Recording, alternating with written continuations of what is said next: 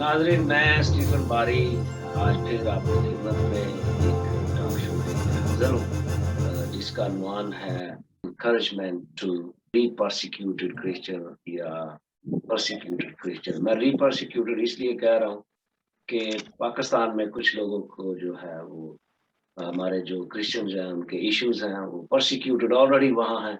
जब वो किसी दूसरे कंट्री में पनाह लेने के लिए जाते हैं तो उसके लिए मैं लफ्ज यूज करता हूँ री परसिक्यूटेड क्रिश्चियंस। तो हम उनकी इनकरेजमेंट के लिए ये प्रोग्राम रखा है जिसमें हमारे साथ आकल शराज हैं ऑस्ट्रेलिया से और जोसेफ जॉनसन है हमारे साथ न्यूजीलैंड से। सो ये रीजन है कि हम ये इस टॉक शो में आज आपके साथ शामिल हैं। और नाज़रीन, इस गुफ्तगू का जो मकसद है वो जो री-परसिक्यूटेड क्रिश्चियंस हैं, जो दूसरे ममालिक में रह रहे हैं, उनकी मशावरत करना है। उनको हम मशवरा, जो हमारे एक्सपर्ट जो हैं, ये हमारे साथ आकिल शराज हैं और जोसेफ जॉनसन हैं, तो ये मशावरत करेंगे उनकी और उनको कुछ मुफीद मशवरे देंगे। I am pretty very sure कि अगर आप लोग इनकी इस्लाह पर काम करें तो नेक्स्ट 1 ईयर और 1.5 year you will get the better results in your cases with United nation और जो जहां भी हैं। तो नाजरीन, इस गुफ्तगू में हमारे साथ जो शख्सियात मैंने जिक्र किया है वो दोनों शख्सियात इसमें आकिल शराज हैं और जोसेफ जॉनसन है। इन्होंने अपनी जो एक लाइफ थी जो मलेशिया में गुजारी, वो मुसीबत भरी जिंदगी थी और उसमें ये यकीनन इसमें कोई दो राय नहीं है कि वो मुसीबतें इन्होंने बर्दाश्त की, उनकी फैमिलीज ने बर्दाश्त की। और मैं यहाँ ये कहने से गुरेज नहीं करूँगा कि ये, मैं इसको कहूँगा कि दोज़ख से जहन्नम में आने वाली बात के बराबर है। तो नाज़रीन, मैं यहाँ वंस अगेन आपके साथ इंट्रोड्यूस कराऊँगा आकिल शराज को, जो ऑस्ट्रेलिया के शहर एडिलेड से हैं, और इसी तरह हमारे साथ जो जोसेफ जॉनसन है, ये न्यूजीलैंड के शहर हैमिल्टन शहर से हैं। तो मैं बात शुरू करूंगा जोसेफ जॉनसन साहब से कि आप हमारे साथ ये शेयर करें कि मलेशिया में आप जो मुकीम रहे और उसके बाद आप न्यूजीलैंड चले गए और इस दौरान में क्या खोया क्या पाया, उसके हवाले से हमें बताएंगे जी जोसेफ जॉनसन साहब। ਹਾਂਜੀ, ਥੈਂਕ ਯੂ ਵੈਰੀ ਮਚ ਜੀ। ਥੈਂਕ ਯੂ ਫॉर ਸਾਨੂੰ ਤੁਸੀਂ ਬੜੀ ਅੱਛੀ ਓਪਰਚੁਨਿਟੀ ਦਿੱਤੀ ਕਿ ਅਸੀਂ ਆਪਣੀ ਜੋ ਵੀ ਸਾਡੀ ਲਾਈਫ ਦੇ ਵਿੱਚ ਐਜ਼ ਅ ਰਿਫਿਊਜੀ ਅਸੀਂ ਜਿਹੜੀ ਸਪੈਂਡ ਕਰਕੇ ਆਏ ਹਾਂ ਮਲੇਸ਼ੀਆ ਦੇ ਵਿੱਚ। ਔਰ ਇਟਸ ਇਟਸ ਬਹੁਤ ਅੱਛਾ ਇੱਕ ਪ੍ਰੋਗਰਾਮ ਹੈ ਜਿਹਦੇ ਵਿੱਚ ਅਸੀਂ ਆਪਣੇ ਭੈਣ ਭਰਾਵਾਂ ਨੂੰ ਜਿਹੜਾ ਇਨਕਰੇਜ ਕਰਨਾ ਚਾਹਾਂਗੇ। ਔਰ ਜੋ ਵੀ ਸਾਡੇ ਨਾਲ ਸਿਚੁਏਸ਼ਨ ਉੱਥੇ ਮਲੇਸ਼ੀਆ 'ਚ ਰਹਿ ਚੁੱਕੀ ਹੈ ਜਾਂ ਐਜ਼ ਅ ਰਿਫਿਊਜੀ ਹੁੰਦੇ ਹੋਏ ਸਾਨੂੰ ਕਿਨ ਚੀਜ਼ਾਂ ਦਾ ਇਹਤਿਆਤ ਕਰਨਾ ਬਹੁਤ ਜ਼ਰੂਰੀ ਹੈ ਸਾਡੇ ਵਾਸਤੇ। ਤੇ ਜੋ ਵੀ ਸਾਡਾ ਐਕਸਪੀਰੀਅੰਸ ਹੈ ਦੈਟ ਡਜ਼ਨਟ ਮੀਨ ਕਿ ਅਸੀਂ ਜੋ ਦੱਸਾਂਗੇ ਅਕੋਰਡਿੰਗਲੀ ਹੋਏਗਾ ਔਰ ਉਹਨਾਂ ਵਾਸਤੇ ਵੀ ਸਕਸੈਸਫੁਲ ਹੋ ਸਕਦਾ, ਲੇਕਿਨ ਐਟਲੀਸਟ ਉਹ ਆਪਣੇ ਕੇਸਿਸ ਦੇ ਵਿੱਚ ਹੀ ਆਪਣੀ ਜੋ ਵੀ ਉਹਨਾਂ ਦੀ ਸਟੇਟਮੈਂਟ ਹੋਏਗੀ ਉਹਦੇ ਥੋੜੀ ਬਹੁਤੀ ਉਹਨਾਂ ਵਾਸਤੇ ਇੰਪਰੂਵਮੈਂਟ ਹੋਣ ਦੇ ਕਾਫੀ ਹਕੀਕਤ 'ਚ ਕਰਾਂਗੇ। ਕੋਈ ਉਹਦਾ ਝੂਠ ਸੱਚ ਨਹੀਂ ਅਸੀਂ ਕਹਿਣਾ ਚਾਹਾਂਗੇ ਕਿਉਂਕਿ ਅਸੀਂ ਖੁਦਾਵੰਦ ਦਾ ਸ਼ੁਕਰ ਕਰਨਾ ਚਾਹਾਂਗੇ ਕਿ ਖੁਦਾਵੰਦ ਨੇ ਸਾਨੂੰ ਬਲੈਸ ਕੀਤਾ, ਬਰਕਤ ਦਿੱਤੀ, ਅਸੀਂ ਫ੍ਰੀ ਫੀਲ ਕਰ ਰਹੇ ਹਾਂ ਰਿਲੀਜੀਅਸਲੀ। ਔਰ ਬਾਕੀ ਆਪਣੀ ਜੋ ਵੀ ਸਾਡੀ ਜ਼ਰੂਰੀਆਤ ਜ਼ਿੰਦਗੀ ਹੈ ਉਹ ਅਸੀਂ ਅੱਛੇ ਤਰੀਕੇ ਨਾਲ ਗੁਜ਼ਾਰ ਸਕਨੇ ਤੇ ਸਾਡੀ ਅਵੇਲ ਕਰਨ। ਔਰ ਮਕਸਦ ਹੀ ਸਾਡਾ ਉਹਨਾਂ ਕੰਟਰੀਜ਼ ਆਉਂਦਾ ਇਹੀ ਹੈ ਤਾਂ ਕਿ ਅਸੀਂ ਆਪਣੀ ਲਾਈਫ ਨੂੰ ਔਰ ਆਪਣੇ ਬੱਚਿਆਂ ਦੀ ਲਾਈਫ ਨੂੰ ਜਿਹੜਾ ਨਾ ਸੇਫ ਔਰ ਅੱਛੀ ਲਾਈਫ ਉਹਨਾਂ ਨੂੰ ਦੇ ਸਕਦੇ ਹੋਈਏ, ਜਿਹਦੇ 'ਚੋਂ ਫਰੀਡਮ ਐਟਲੀਸਟ ਰਿਲੀਜੀਅਸਲੀ ਲਿਹਾਜ਼ ਨਾਲ ਉਹ ਫਰੀਡਮ ਫੀਲ ਕਰ ਸਕਦੇ ਹੋਣ। ਤੇ thank you very much ji Stephen Weiss, we really thankful to you. ਔਰ ਮੈਂ ਥੋੜ੍ਹਾ ਜਿਹਾ ਆਪਣੇ ਬਾਰੇ 'ਚ ਦੱਸਣਾ ਚਾਹਾਂਗਾ ਕਿ ਮੈਂ ਮਲੇਸ਼ੀਆ, ਮੇਰਾ ਤਾਲੁਕ ਲਾਹੌਰ ਟਾਊਨਸ਼ਿਪ ਤੋਂ ਹੈ ਔਰ ਅਸੀਂ 2017 ਦੇ ਵਿੱਚ ਮੇਰਾ ਕੇਸ ਮੈਂ ਨਿਊਜ਼ੀਲੈਂਡ 'ਚ ਪਹੁੰਚ ਗਿਆ ਸੀ, ਵਿਚ ਇਜ਼ ਵੈਰੀ ਸ਼ਾਰਟ ਪੀਰੀਅਡ ਹੈ। ਬੜੇ ਕੁਛ ਲੋਕਾਂ ਦੇ ਨਾਲ ਇਹਨਾਂ ਸ਼ਾਰਟ ਪੀਰੀਅਡ ਹੁੰਦਾ ਹੈ ਲੇਕਿਨ ਜਿਹੜਾ ਪੀਰੀਅਡ ਅਸੀਂ ਉੱਥੇ ਗੁਜ਼ਾਰਿਆ ਉਹਦੇ 'ਚ ਮੁਸ਼ਕਲਾਤ ਜਿਹੜੀਆਂ ਨੇ ਬਹੁਤ ਸਾਰੀਆਂ ਫੇਸ ਕੀਤੀਆਂ ਨੇ, ਬਹੁਤ ਸਾਰੀਆਂ ਸਾਨੂੰ ਬਹੁਤ ਸਾਰੇ ਗਮਗੀਨ ਹਾਲਾਤ ਵੀ ਅਸੀਂ ਦੇਖੇ ਨੇ ਜਿਹਦੇ 'ਚ ਕਿ ਫੋਰਐਵਰ ਅਸੀਂ ਉਹਨਾਂ ਚੀਜ਼ਾਂ ਨੂੰ ਅਸੀਂ ਡੈਫੀਨਿਟਲੀ ਭੁਲਾ ਨਹੀਂ ਸਕਾਂਗੇ। ਮੈਂ ਚਾਹਾਂਗਾ ਕਿ ਮੈਂ ਜਦੋਂ ਆਪਣਾ ਕੇਸ ਜਮ੍ਹਾਂ ਕਰਾਇਆ ਸੀ ਤੇ ਲੋਕ ਕਾਫੀ ਪੁਰਾਣੇ ਉੱਥੇ ਹੈਗੇ, ਲੋਕਾਂ ਨੇ ਐਪਲੀਕੇਸ਼ਨ ਜਮ੍ਹਾਂ ਕਰਾਈਆਂ ਸੀ, ਲੇਕਿਨ ਥੈਂਕ ਗੋਡ ਕਿ ਮੇਰਾ 3 ਮਹੀਨੇ ਬਾਅਦ ਹੀ ਮੈਨੂੰ ਉਹਨਾਂ ਨੇ ਇੱਕ ਪੇਪਰ ਦੇ ਦਿੱਤਾ ਸੀ, ਔਰ ਉਸ ਤੋਂ ਬਾਅਦ ਉਹਨਾਂ ਨੇ ਫਿਰ 3 ਮਹੀਨੇ ਬਾਅਦ ਮੈਨੂੰ RSD ਦੇ ਇੰਟਰਵਿਊ ਲਈ ਕਾਲ ਕੀਤਾ ਤੇ ਫਿਰ 3 ਮਹੀਨੇ ਬਾਅਦ ਮੇਰਾ ਰਿਜ਼ਲਟ ਆ ਗਿਆ। ਵਿਦਿਨ 9 ਮੰਥਸ ਮੈਂ ਰਿਫਿਊਜੀ ਡਿਕਲੇਅਰ ਹੋ ਗਿਆ ਸੀ। ਲੇਕਿਨ ਉਹਦੇ 'ਚ ਮੇਰੀ ਕੋਈ ਚਲਾਕੀ ਸ਼ਾਰੀ ਨਹੀਂ ਸੀ, ਲੇਕਿਨ ਉਹਦੇ 'ਚ ਇਹ ਸੀ ਕਿ ਮੈਂ ਫੋਕਸ ਕੀਤਾ ਸੀ ਸਿਰਫ। ਔਰ ਮੈਂ ਆਪਣੇ ਭੈਣ ਭਰਾਵਾਂ ਨੂੰ ਵੀ ਇਹੀ ਰਿਕਮੈਂਡ ਕਰਨਾ ਚਾਹ ਰਿਹਾ ਹਾਂ ਕਿ ਆਪਣੇ ਕੇਸ ਤੇ ਫੋਕਸ ਕਰਨ। ਜੋ ਵੀ ਉਹਨਾਂ ਦੀ ਸਟੇਟਮੈਂਟ ਹੈ ਉਹਨੂੰ ਜੋ ਉਹਨਾਂ ਨੂੰ ਦੇ ਦਿੱਤੀ ਉਹਦੇ ਤੇ ਕਾਇਮ ਰਹਿਣ, ਉਹਨੂੰ ਕੋਈ ਕਿਸੇ ਕਿਸਮ ਦੀ ਐਡਿਟ ਨਾ ਕਰਨ, ਉਹਦੇ ਵਿੱਚ ਜੋ ਦੱਸਦਾ ਉਹਦੇ ਤੇ ਕਾਇਮ ਰਹਿਣ, ਔਰ ਉਹਨੂੰ ਹੀ ਅੱਛੇ ਤਰੀਕੇ ਦੇ ਨਾਲ ਜਿਹੜਾ ਨਾ ਯਾਦ ਰੱਖਣ, ਤਾਂ ਕਿ ਜੋ ਕੁਝ ਦੱਸਦਾ ਉਹਨੂੰ ਯਾਦ ਰੱਖਣ, ਔਰ ਕੋਈ ਐਸਾ ਜਿਹੜਾ ਨਾ ਉਹ ਰੱਦੇਅਮਲ ਨਾ ਕਰਨ ਕਿ ਜਿੱਥੋਂ ਉਹਨਾਂ ਦੀ ਸਟੇਟਮੈਂਟ ਵਿੱਚ ਕੋਈ ਫਰਕ ਪਵੇ। ਲਿਹਾਜ਼ਾ ਫੋਕਸ ਕਰਨਾ ਬਹੁਤ ਜ਼ਰੂਰੀ ਹੈ। ਅਸੀਂ ਅਕਸਰ ਲੋਕ ਆਪਣੇ ਭੈਣ ਭਰਾਵਾਂ ਨੂੰ, ਆਪਣੇ ਮਾਂ-ਬਾਪ ਨੂੰ, ਆਪਣੀ ਜਗ੍ਹਾ ਨੂੰ, ਆਪਣੇ ਰਿਸ਼ਤੇਦਾਰਾਂ ਨੂੰ ਔਰ ਆਪਣਾ ਸਾਰਾ ਪਾਕਿਸਤਾਨ ਦੀ ਜੋ ਵੀ ਸਾਡੀ ਲਾਈਫ ਹੁੰਦੀ ਉਹਨੂੰ ਛੱਡ ਕੇ ਦੂਸਰੀ ਕੰਟਰੀ 'ਚ ਆ ਕੇ ਬੈਠ ਜਾਂਦੇ ਹਾਂ ਤੇ ਉੱਥੇ ਐਜ਼ ਅ ਰਿਫਿਊਜੀ ਅਸੀਂ ਰਹਿੰਦੇ ਹਾਂ। ਤਾਂ ਰਿਫਿਊਜੀ ਰਹਿਣਾ ਬਹੁਤ ਮੁਸ਼ਕਿਲ ਹੈ, ਬਹੁਤ ਮੁਸ਼ਕਿਲ ਹੈ। ਇਹਦੇ 'ਚ ਅਸੀਂ ਬਹੁਤ ਕੁਝ ਆਪਣਾ ਨੁਕਸਾਨ ਕਰਨੇ ਆ, ਆਪਣੀ ਫੈਮਿਲੀ ਮੈਂਬਰਸ ਨੂੰ ਲੋਸ ਕਰ ਰਹੇ ਹਾਂ। ਜਿਸ ਤਰ੍ਹਾਂ ਕਿ ਮੇਰੇ ਵਾਲਿਦ ਸਾਹਿਬ ਦੀ ਡੈਥ ਹੋਈ, ਅਸੀਂ ਪਾਰਟਿਸਿਪੇਟ ਨਹੀਂ ਕਰ ਸਕੇ ਉਹਨਾਂ ਦੇ ਫਿਊਨਰਲ ਦੇ ਵਿੱਚ। ਮੇਰੀ ਵਾਲਦਾ ਦੀ ਡੈਥ ਹੋਈ, ਅਸੀਂ ਫਿਊਨਰਲ ਦੇ ਵਿੱਚ ਪਾਰਟਿਸਿਪੇਟ ਨਹੀਂ ਕਰ ਸਕੇ। ਮੇਰੀ ਵੱਡੀ ਭੈਣ ਦੀ ਡੈਥ ਹੋਈ, ਅਸੀਂ ਫਿਊਨਰਲ 'ਚ ਪਾਰਟਿਸਿਪੇਟ ਨਹੀਂ ਕਰ ਸਕੇ। ਇਸ ਤਰ੍ਹਾਂ ਮੇਰੇ ਬਹਿਨੋਈ ਜਿਹੜੇ ਉਹ ਮੈਂਬਰਸ ਮੈਂ ਦੱਸਾਂ ਜਿਹੜੇ ਸਾਡੇ ਬਹੁਤ ਕਲੋਜ਼ ਸੀ, ਜਿਨ੍ਹਾਂ ਦੇ ਨਾਲ ਮੇਰਾ ਕੀਪ ਇਨ ਟੱਚ ਸੀ, ਤੇ ਇਹ ਮੈਂਬਰ ਨੂੰ ਅਸੀਂ ਲੋਸ ਕੀਤਾ। ਇਹਦਾ ਮਤਲਬ ਹੈ ਕਿ ਅਸੀਂ ਇੱਕ ਬਹੁਤ ਹੀ ਆਪਣਾ ਮੁਸ਼ਕਿਲ ਟਾਈਮ ਉਹਨਾਂ ਕੰਟਰੀ 'ਚ ਆ ਕੇ ਐਜ਼ ਅ ਰਿਫਿਊਜੀ ਬਣ ਕੇ ਗੁਜ਼ਾਰ ਰਹੇ ਹਾਂ। ਔਰ ਲੇਕਿਨ ਅਗਰ ਅਸੀਂ ਆਪਣੀ ਸਟੇਟਮੈਂਟ ਦੇ ਨਾਲ ਸੀਰੀਅਸ ਨਹੀਂ ਆ ਜਾਂ ਆਪਣੀ ਮਕਸਦ ਜੋ ਅਸੀਂ ਲੈ ਕੇ ਆਏ ਅਗਰ ਉਹਦੇ 'ਚ ਅਸੀਂ ਸੀਰੀਅਸ ਨਹੀਂ ਆ ਤੇ ਫਿਰ ਸਾਨੂੰ ਫਾਇਦਾ ਨਹੀਂ ਆਪਣੀਆਂ ਸਾਰੀਆਂ ਮੁਸ਼ਕਲਾਤ ਨੂੰ ਦੇਖਦੇ ਹੋਏ। ਆਪਣੀ ਮੁਸ਼ਕਲਾਤ ਜਿਹੜੀਆਂ ਸਾਡੇ ਨਾਲ ਹੋਈਆਂ ਉਹਨਾਂ ਨੂੰ ਅਸੀਂ ਵੇਸਟ ਕਰ ਰਹੇ ਹਾਂ। ਇਸ ਵਾਸਤੇ ਸਾਨੂੰ ਫੋਕਸ ਕਰਨਾ ਸਭ ਤੋਂ ਬੈਸਟ ਜ਼ਰੂਰੀ ਹੈ, ਕਿ ਫੋਕਸ ਕਰਨਾ ਬਹੁਤ ਜ਼ਰੂਰੀ ਸਾਡੇ ਵਾਸਤੇ। ਅਸੀਂ ਉੱਥੇ ਯੂਨਾਈਟਿਡ ਨੇਸ਼ਨ ਨੂੰ ਆਪਣਾ ਮਾਈ ਬਾਪ ਮੰਨਣਾ ਸਾਨੂੰ ਪਏਗਾ, ਐਜ਼ ਲੌਂਗ ਐਜ਼ ਅਸੀਂ ਉੱਥੇ ਜਿਹੜੀ ਵੀ ਕੰਟਰੀ 'ਚ ਅਸੀਂ ਜਾ ਕੇ ਐਜ਼ ਅ ਰਿਫਿਊਜੀ ਸਟੇ ਕਰ ਰਹੇ ਹਾਂ।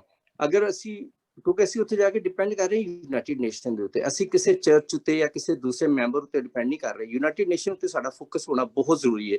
ਯੂਨਾਈਟਿਡ ਨੇਸ਼ਨ ਦੇ ਨਾਲ ਸਾਡਾ ਕੀਪ ਇਨ ਟੱਚ ਰਹਿਣਾ ਬਹੁਤ ਜ਼ਰੂਰੀ ਹੈ। ਮੇਰੇ ਅੰਡਰਸਟੈਂਡਿੰਗ ਦੇ ਮੁਤਾਬਿਕ ਐਵੇਂ ਕਿ ਮੇਰੀ ਇਨਫੋਰਮੇਸ਼ਨ ਦੇ ਮੁਤਾਬਿਕ ਕਿ ਸਾਡੀ ਬਹੁਤ ਸਾਰੀ ਫੈਮਲੀਜ਼ ਨੇ ਜਿਹੜੀਆਂ ਜਦੋਂ ਲੈਂਡ ਕਰਦੀਆਂ ਨੇ ਕੰਟਰੀ ਦੇ ਵਿੱਚ ਆਉਂਦੀਆਂ ਨੇ, ਉਹਨਾਂ ਨੂੰ ਆਲਮੋਸਟ ਫੈਸਿਲਿਟੀਜ਼ ਕਾਫੀ ਹੱਦ ਤੱਕ ਮਿਲ ਜਾਂਦੀਆਂ ਨੇ। ਜਿਸ ਤਰ੍ਹਾਂ ਨੂੰ ਫੈਸਿਲਿਟੀਜ਼ ਮਿਲਦੀਆਂ ਨੇ ਤੇ ਉਹ ਫਿਰ ਆਪਣੀ ਜਿਹੜਾ ਉਹ ਭੁੱਲ ਜਾਂਦੇ ਨੇ ਕਿ ਅਸੀਂ ਕਿਹੜਾ ਮਕਸਦ ਲੈ ਕੇ ਇੱਥੇ ਅਸੀਂ ਆਏ ਹਾਂ। ਕਰਦੇ ਨੇ ਕਿ ਯੂਨਾਈਟਿਡ ਨੇਸ਼ਨ ਹੀ ਸਾਨੂੰ ਕੰਟੈਕਟ ਕਰੇ ਤੇ ਫਿਰ ਅਸੀਂ ਕੁਝ ਕਰਾਂਗੇ। ਜਦ ਕਿ ਮੇਰੇ ਅੰਦਾਜ਼ੇ ਦੇ ਮੁਤਾਬਿਕ ਹੈ ਕਿ ਸਾਨੂੰ ਯੂਨਾਈਟਿਡ ਨੇਸ਼ਨ ਦੇ ਨਾਲ ਕੀਪ ਇਨ ਟੱਚ ਰਹਿਣ ਦੀ ਜ਼ਰੂਰਤ ਹੈ। ਯੂਨਾਈਟਿਡ ਨੇਸ਼ਨ ਨੂੰ ਸਾਨੂੰ at least once a week email ਕਰਨਾ ਬਹੁਤ ਜ਼ਰੂਰੀ ਹੈ। ਔਰ ਅਗਰ ਹੋ ਸਕਦਾ ਹੋਵੇ ਤਾਂ ਆਪਣੇ ਸਾਰੀ ਜੋ ਵੀ ਤੁਹਾਡੀ ਵੀਕ ਦੇ ਤੁਹਾਡੇ ਨਾਲ ਸਿਚੁਏਸ਼ਨ ਹੁੰਦੀ ਹੈ ਉਹਨੂੰ ਨੋਟ ਕਰਦੇ ਜਾਓ, ਔਰ ਉਹਦੇ ਮੁਤਾਬਿਕ ਉਹਨਾਂ ਨੂੰ ਇਨਫੋਰਮ ਕਰੋ। ਤੁਹਾਨੂੰ ਕੋਈ ਮੈਡੀਕਲੀ ਪ੍ਰੋਬਲਮ ਹੈ, ਅਗਰ ਤੁਹਾਨੂੰ ਕੋਈ ਐਜੂਕੇਸ਼ਨ ਦੇ ਬੱਚਿਆਂ ਦੀ ਐਜੂਕੇਸ਼ਨ ਦੀ ਪ੍ਰੋਬਲਮ ਹੈ, ਜਾਂ ਤੁਹਾਨੂੰ ਕੋਈ ਤੁਹਾਡੇ ਜੌਬ ਦੇ ਹਵਾਲੇ ਨਾਲ ਕੋਈ ਪ੍ਰੋਬਲਮ ਹੈ, ਜਾਂ ਤੁਹਾਨੂੰ ਕੋਈ ਫਾਈਨੈਂਸ਼ੀਅਲ ਇਸ਼ੂਜ਼ ਆ ਰਹੇ ਨੇ, ਯੂਨਾਈਟਿਡ ਨੇਸ਼ਨ ਨੂੰ ਦੱਸਣਾ ਬਹੁਤ ਜ਼ਰੂਰੀ ਹੈ। ਅਸੀਂ ਯੂਨਾਈਟਿਡ ਨੇਸ਼ਨ ਤੇ ਆਪਣੀ ਇਸ ਸਾਰੀ ਪ੍ਰੋਬਲਮ ਦਾ ਪ੍ਰੈਸ਼ਰ ਦੇਵਾਂਗੇ ਤੇ ਉਹ ਸਾਡੇ ਬਾਰੇ ਚ ਸੋਚਣਗੇ, ਫਿਰ ਸਾਨੂੰ ਕਹਿਣਗੇ। ਅਗਰ ਅਸੀਂ ਉਹਨਾਂ ਨਾਲ ਕੀਪ ਇਨ ਟੱਚ ਨਹੀਂ ਰਵਾਂਗੇ ਤਾਂ ਸਮਝਦੇ ਕਿ ਸ਼ਾਇਦ ਲੋਕ ਤੇ ਬੜੇ ਫ੍ਰੀਲੀ ਹੋ ਕੇ ਬੈਠੇ ਨੇ, ਹੈਪੀ ਨੇ, ਖੁਸ਼ ਨੇ, ਇਹਨਾਂ ਨੂੰ ਸਾਨੂੰ ਟੱਚ ਕਰਨ ਦੀ ਜ਼ਰੂਰਤ ਨਹੀਂ ਹੈਗੀ। ਲਿਹਾਜ਼ਾ ਸਭ ਤੋਂ ਬੈਸਟ ਵੇ ਹੈ ਕਿ ਉਹਨਾਂ ਨਾਲ ਕੀਪ ਇਨ ਟੱਚ ਰਹਿਣਾ, ਉਹ ਜਵਾਬ ਦੇਣ ਜਾਂ ਨਾ ਦੇਣ, ਲੇਕਿਨ ਤੁਹਾਡੀ ਰਿਸਪੌਂਸ ਈਮੇਲਸ ਕਰੋ। ਅਗਰ ਹੋ ਸਕੇ ਤੁਹਾਨੂੰ ਵਿਜ਼ਿਟ ਵੀ ਕਰੋ ਤਾਂ ਕਿ ਉਹਨਾਂ ਨੂੰ ਤੁਸੀਂ ਆਪਣੀ ਪ੍ਰੋਬਲਮ ਦੱਸੋ, ਕਿਉਂਕਿ ਉੱਥੇ ਰਹਿੰਦੇ ਸਾਨੂੰ ਬਹੁਤ ਜ਼ਿਆਦਾ ਪ੍ਰੋਬਲਮਸ ਹੈ। ਐਜੂਕੇਸ਼ਨ ਦੀ ਪ੍ਰੋਬਲਮ ਬੱਚਿਆਂ ਦੀ ਸਭ ਤੋਂ ਵੱਧ ਕੇ।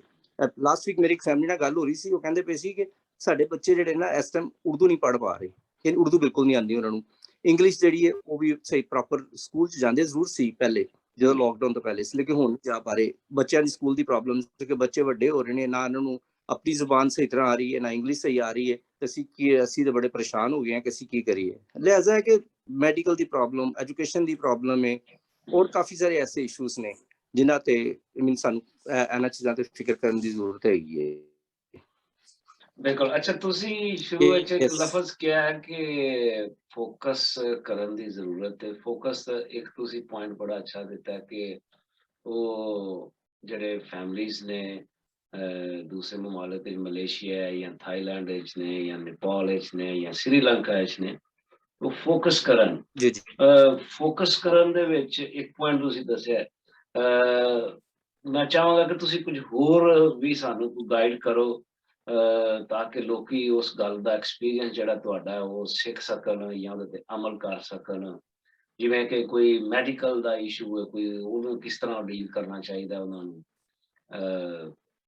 ਇਹਦੇ ਬਾਰੇ ਪਲੀਜ਼ ਕੁਝ ਸਰ ਮੈਡੀਕਲ ਦੇ ਹਵਾਲੇ, ਹਾਂਜੀ ਮੈਡੀਕਲ ਦੇ ਹਵਾਲੇ ਨੇ, ਕਿਉਂਕਿ ਮੇਰੀ ਸਿਚੁਏਸ਼ਨ ਦੇ ਵਿੱਚ ਮੈਨੂੰ ਮੈਡੀਕਲ ਦੀ ਐਕਚੁਅਲੀ ਜ਼ਰੂਰਤ ਨਹੀਂ ਪਈ ਸੀ, ਲੇਕਿਨ ਉੱਥੇ ਰਹਿੰਦੇ ਹੋਏ ਮੈਂ ਇੱਕ ਦਫਾ ਮੈਡੀਕਲ ਦੇ ਇੱਕ ਉੱਥੇ ਇੱਕ ਬ੍ਰਿਕਫੀਲਡ ਦੇ ਵਿੱਚ ਇੱਕ ਮੈਡੀਕਲ ਇਹਨਾਂ ਦਾ UN ਵੱਲੋਂ ਇੱਕ ਮੈਡੀਕਲ ਦਾ ਕਲੀਨਿਕ ਹੈਗਾ, ਅਕਸਰ ਲੋਕ ਉੱਥੇ ਹੀ ਜਾਂਦੇ ਨੇ। ਮੈਂ ਇੱਕ ਦਫਾ ਉੱਥੇ ਗਿਆ ਸੀ ਤੇ ਉੱਥੇ ਮੈਂ ਇੱਕ ਦੋਸਤ ਨੂੰ ਮਿਲਿਆ ਸੀ, ਇੱਕ ਮਿਆਮਾ ਦਾ ਬੰਦਾ ਸੀ, ਉਹਨੇ ਮੈਨੂੰ ਗਾਈਡ ਕੀਤਾ ਸੀ, ਲੇਕਿਨ ਮੈਨੂੰ ਜ਼ਰੂਰਤ ਨਹੀਂ ਸੀ। ਮੈਂ ਉਹ ਮਸ਼ਵਰਾ ਆਪਣੇ ਇੱਕ ਦੋਸਤ ਨੂੰ ਦਿੱਤਾ ਸੀ। ਮੇਰਾ ਦੋਸਤ ਉਹਨੂੰ ਮਸ਼ਵਰੇ ਤੇ ਚੱਲਿਆ ਜਾਂ ਉਹ ਗਿਆ ਉੱਥੇ, ਉਹ ਮੈਡੀਕਲ ਦੇ ਸੈਂਟਰ ਤੇ ਗਿਆ ਤੇ ਵਿਦਿਨ 2 ਵੀਕਸ ਜਿਹੜਾ ਨਾ ਉਸ ਬੰਦੇ ਨੂੰ ਯੂਨਾਈਟਿਡ ਨੇਸ਼ਨ ਨੇ ਇੱਕ ਕਾਰਡ ਇਸ਼ੂ ਕਰ ਦਿੱਤਾ ਸੀ ਮੈਡੀਕਲ ਦੇ ਨਾਲ। ਬਹੁਤ ਜ਼ਰੂਰੀ ਹੈ ਕਿ ਤੁਸੀਂ ਮੈਡੀਕਲ ਦੀ ਕੋਈ ਪ੍ਰੋਬਲਮ ਹੋਈ ਹੈ ਤਾਂ ਤੁਸੀਂ ਯੂਨਾਈਟਿਡ ਨੇਸ਼ਨ ਦੇ ਕਲੀਨਿਕ ਤੇ ਲਾਜ਼ਮੀ ਜਾਣਾ ਹੈ, ਕਿਉਂਕਿ ਮੈਡੀਕਲ ਡਾਕਟਰ ਜਿਹੜਾ ਹੈਗਾ ਉਹ ਆਥੋਰਾਈਜ਼ਡ ਹੈ ਕਿ ਅਗਰ ਉਹ ਤੁਹਾਨੂੰ ਯੂਨਾਈਟਿਡ ਨੇਸ਼ਨ ਅਗਰ ਰੈਫਰ ਕਰ ਦਿੰਦਾ ਯੂਨਾਈਟਿਡ ਨੇਸ਼ਨ, ਤੇ ਯੂਨਾਈਟਿਡ ਨੇਸ਼ਨ ਤੁਹਾਡੇ ਕੇਸ ਨੂੰ ਲਾਜ਼ਮੀ ਜਿਹੜਾ ਨਾ ਉਹ ਥੋੜਾ ਜਿਹਾ ਉਹਦੇ ਤੇ ਲਾਜ਼ਮੀ ਐਕਸੈਸ ਕਰਦੇ ਨੇ, ਲਾਜ਼ਮੀ ਉਹਦੇ ਚ ਤੁਹਾਡੀ ਹੈਲਪ ਕਰਦੇ ਨੇ ਮੈਡੀਕਲ ਦੇ ਹਵਾਲੇ ਨਾਲ।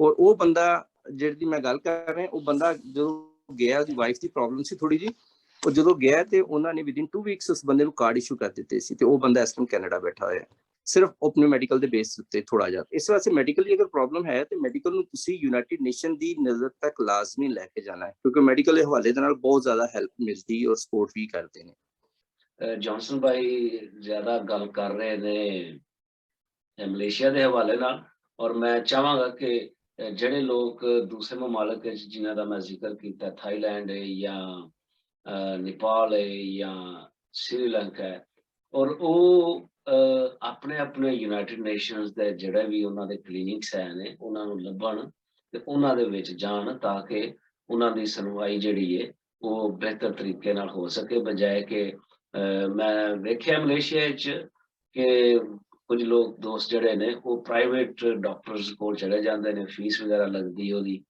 ਔਰ ਉਹਦੇ ਲਈ ਬੈਸਟ ਇਹ ਵੇ ਕਿ ਤੁਸੀਂ ਯੂਨਾਈਟਿਡ ਨੇਸ਼ਨ ਦੇ ਕਲੀਨਿਕ ਵਿੱਚ ਜਾਓ, ਜਿਵੇਂ ਜੌਨਸਨ ਭਾਈ ਨੇ ਵੀ ਕਿਹਾ, ਤੇ ਉਹਨਾਂ ਦੇ ਨਾਲ ਆਪਣੀ ਜਿਹੜੀ ਹੈ ਪ੍ਰੋਬਲਮ ਜਿਹੜੀ ਹੈ ਮੈਡੀਕਲ ਇਸ਼ੂਜ਼ ਜਿਹੜੇ ਨੇ ਉਹਨਾਂ ਨਾਲ ਡਿਸਕਸ ਕਰੋ। ਤੋ thank you very much Johnson ਸਾਹਿਬ, ਅਸੀਂ ਫਿਰ ਦੁਬਾਰਾ ਤੁਹਾਡੇ ਲਾਉਂਦੇ ਹਾਂ। ਮੈਂ ਹੁਣ ਰਿਕੁਐਸਟ ਕਰਾਂਗਾ ਆਕਾਸ਼ ਰਾਜ ਸਾਹਿਬ, ਪਲੀਜ਼ ਸਾਨੂੰ ਜਿਹੜੀ ਗੁਨਾਹ ਗਜ਼ੀਨਾ ਦੀ ਜਿਹੜੀ ਜ਼ਿੰਦਗੀ ਉਹਦਾ ਐਕਸਪੀਰੀਅੰਸ ਆਪਣੇ ਤਜਰਬਾਤ ਤੋਂ ਸਾਡੇ ਨਾਲ ਸ਼ੇਅਰ ਕਰੋ ਪਲੀਜ਼। थैंक यू बारी साहब, गॉड ब्लेस यू। बहुत अच्छा लगा कि आपने मुझे दोबारा मौका दिया और मैं अपनी कौम के लिए हाजिर हूँ। और मैं ये चाह भी रहा था कि कुछ पॉइंट रह गए थे मेरे पिछले प्रोग्राम में, तो मैं चाह रहा था कि अभी थोड़ा सा मैं डिस्कस करूँ। तो ये सारा जलाल जो है मेरे खुदा यसुम मसीह नासरी को है, जिसकी वजह से आज हम उस जो हमारा एक डिफिकल्ट टाइम था। दूसरा ऑनर मेरे लिए ये भी है कि मेरे साथ आज जॉनसन भाई हैं, और जब ये मलेशिया में थे तो बहुत सारी चीज़ें जो हमने इनसे भी सीखी थी, और आज उन्होंने अपना एक्सपीरियंस शो किया। और मैं चाहूँगा, मुझे बड़ी खुशी है कि हम दोनों भाई मिल के आज एक प्लेटफॉर्म के ऊपर अपने लोगों के लिए आवाज़ बन रहे हैं और लोगों के लिए कुछ मशवरे जो है हमारे दे रहे हैं। तो ये हमारा एक्सपीरियंस है जो कि हम यूनाइटेड नेशन में रहते हुए उस जो एक सर्कल था उसको हमने वहाँ से निकले हैं, तो हम जरा अपना एक्सपीरियंस जरूर। और जो है मैं चाहूँगा कि जॉनसन भाई ने काफ़ी अच्छे तरीके से एक्सप्लेन कर दिया है, लेकिन कुछ चीज़ें हैं जो कि हमारे लोग जो है समझो कि मिसयूज़ भी हो रहे हैं, और अपने आप को जो है वो सही तरह ये नहीं देख पा रहे कि हम कहाँ या किस मकसद के लिए खड़े या बैठे हुए हैं, कहाँ हैं हम लोग। ठीक है, तो मैं ज़रूर, पहला मेरा ये कि अगर कोई फैमिली, ये पहला पॉइंट है मेरा, कि अगर एक फैमिली जो है अगर कोई एग्जाइल्ड हो के हमारे पास मलेशिया में, थाई में या कहीं भी आती है, तो ये हमारे कुछ कम्युनिटी लीडर्स हैं, उनकी जिम्मेदारी है उन फैमिलियों को काउंसलिंग की जाए, उनकी कह दो चर्च के रूम के अंदर उस फैमिली न्यू फैमिली को रखा जाए, लेके आए वो, उनको उनको टीचिंग दी जाए से लेके जब आप अराइवल हुए हैं तो वहां से लेके जो जर्नी है, फुल जर्नी जो यूनाइटेड नेशन की एक्सपीरियंस बेस पे उनको बताया जाए। जो लोग आरएसटी जो क्लियर लास्ट जो है आरएसटी है जो हमारा जो टेस्ट है, तो ऐसा एक सीनियर बंदे को हायर किया जाए जो उनको गाइड करे रजिस्ट्रेशन से लेके आरएसटी तक। ठीक है कि भाई रजिस्ट्रेशन में क्या अच्छा, पूछना है, सॉरी उन्होंने मैं और यहाँ किस थोड़ा तरीके आपको इंटरप्ट करूंगा।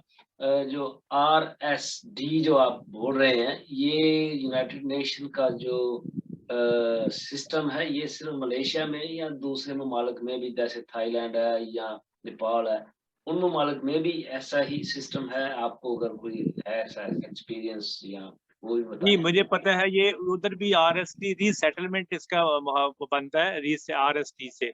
तो रीसेटलमेंट इन कंट्रियों में होती है, खासकर ये जो एशिया में जो कंट्री है इनके अंदर रीसेटलमेंट होती है थर्ड कंट्री के लिए। तो ये आरएसटी जो है इन 3-4 कंट्रियों में के अंदर मौजूद है ये ऑप्शन। ठीक है जी। तो उसके बाद जब ये उनको काउंसलिंग पूरी फैमिलियों को जब दे दी जाती है, ब्रीफिंग दी जाती है, हमारे लोग जो है करते क्या है कि जब कोई नई फैमिली परसिक्यूट हो के इन मुल्कों में, मलेशिया जैसे लोग जो है आगे से अपना केस हाइड करते हैं, डिस्कस नहीं करते। ये नहीं मुझे आज तक इनकी समझ लगी कि अपने केसों को हाइड क्यों करते हैं। खुदा के बंदो, ये केस कोई किसी के खराब नहीं करता, यूनाइटेड नेशन नहीं से सुनता किसी की बातें कि ये फलां क्या है। वो रियलिटी पे काम करता है, वो एक मेरिट पे काम करता है। वो ऐसी बात नहीं है। आप खुल के, मैंने अपने केस जो है डिस्कस किया, जॉनसन भाई से किया, और भी कुछ लोग से उनसे किया, तो ये मुझे तो कोई फर्क नहीं पड़ा। मैं तो इनसे सीखा है, इन्होंने मेरे को अच्छे तरीके से गाइड किया है। तो मैं तो ये चाहूंगा कि अपने केस, चलो आप किसी को सपोज आप नहीं बताते, लेकिन आप कम्युनिटी जो लीडर है जिस पे आप, उसको तो बताएं जो आपको गाइड करना चाहता है।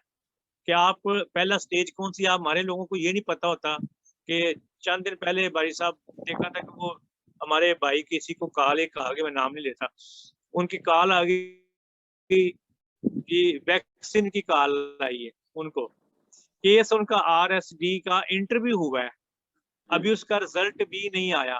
तो वो ये समझने लगे कि ये हमें जो है कॉल आई है, वैक्सीन की कॉल आई है, तो हमारा समझो कि हम जाने वाले हैं। ऐसा कुछ नहीं है, ये ऐसा कुछ नहीं है। अभी आरएसडी हुआ है, उसके बाद स्टेप्स होते हैं, फिर आरएसडी होना है। अभी तो रेफ्यूजी डिक्लेयर भी नहीं हुए। रेफ्यूजी डिक्लेयर होना बहुत जरूरी है रीसेटलमेंट के लिए।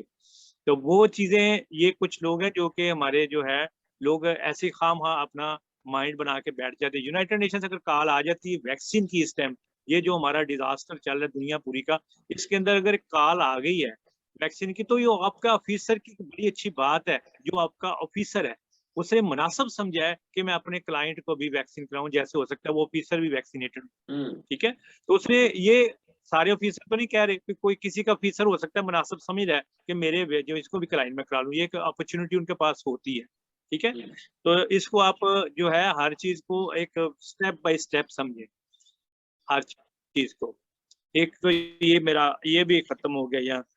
दूसरा, ये ट्रेनिंग का जो मैंने बात की है, ये बहुत जरूरी है। हमारे लोगों को, कुछ बेचारों को एक्सप्लेन करना नहीं आता, आगे जाके उनको ऑफिसर कुछ पूछ रहा था, बता कुछ रहे होते हैं, जबकि इंसिडेंट कुछ और हुआ था। तो ये चीजें उनको जरूर एक उनको गाइड किया जाए। एक तो ऑप्शन ये। दूसरा, अभी ये महीना जो है 14 अगस्त का है, ये बड़ी इंपॉर्टेंट बात मैं करने लगा हूँ, जो कि मैं 7 साल से 8 साल से क्लब के वहां से आया हूँ। ये लोग करते क्या है, ये चर्चेस के अंदर जो है, जिसमें कम्युनिटी लीडर भी मौजूद होते हैं, बाज़ दफा ये 14 अगस्त को मना रहे होते हैं। ठीक है, मुझे ये बताएं कि 14 अगस्त एक चीज है कि आप जब आप जलावतनी की लाइफ काट रहे हैं, वहां से आ गए हैं कि पाकिस्तान में हमें खतरा है, परसिक्यूट होके आके आप आ गए हैं, तो आप आके वही फ्रीडम, ये जब झंडा लहराते हैं, झंडियां लहराते हैं किसी भी कंट्री की, इस मीन के यू हैव अ फ्रीडम। भाई if you have a freedom तो यू गो बैक, ठीक है ना। ये यूनाइटेड नेशन के अंडर में ये चीज जो है, उस लॉ के अंडर में ये बातें नहीं आती हैं भाई। ये लोगों को सिखाने की जरूरत है इन लोगों को, कि ये लोग ऐसे ही उठाते हैं, ये पता होता नहीं। मैंने कहीं देखा कि जिन्होंने अपनी डीपियां लगाई हुई हैं व्हाट्सएप के ऊपर, अपने टाइमलाइन पे लगाई हुई हैं, पिक्चरें लगाई हुई हैं पाकिस्तान जिंदाबाद की, तो जब आप जिंदाबाद है तो वापस चले जाए, स्ट्रेट फॉरवर्ड बात है ना। तो ये चीजों से अवॉइड करें। हमारा मकसद, आप जिस मकसद के या जिस परेशानी में है आप सफर कर रहे हैं, अभी जॉनसन भाई ने इतनी खूबसूरत एक्सप्लेन किया है कि इसमें बहुत लॉस हो जाते हैं, माँ बाप से मिलना मुश्किल हो जाता है, बहन भाइयों से कहीं उनकी डेथ हो जाती है, ठीक है ना। तो ये सारी चीजें जो है बड़े मुश्किलात का सफर है, इसके अंदर बहुत कॉन्शियस और फोकस करने की जरूरत है, ठीक है। इसके बाद मैं यहाँ आपकी बात में कुछ गुजारिश करूंगा कि आप अगर इसमें और कुछ बोलना चाहते हैं ना।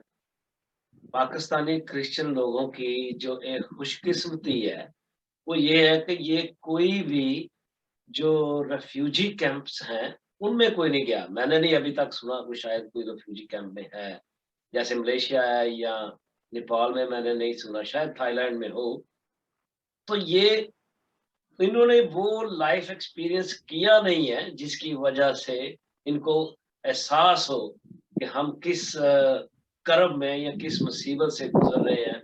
मतलब ये कल जॉनसन भाई से हमारी बात हो रही थी, तो ये कह रहे थे कि यार मैं देखता हूँ कि फेसबुक के ऐसे जनाब 3 पीस पहने हुए हैं, तो प्रोग्राम हो रहे हैं जनाब, पता चल रहा है कि जबरदस्त अच्छी लाइफ, कुछ लाइफ है।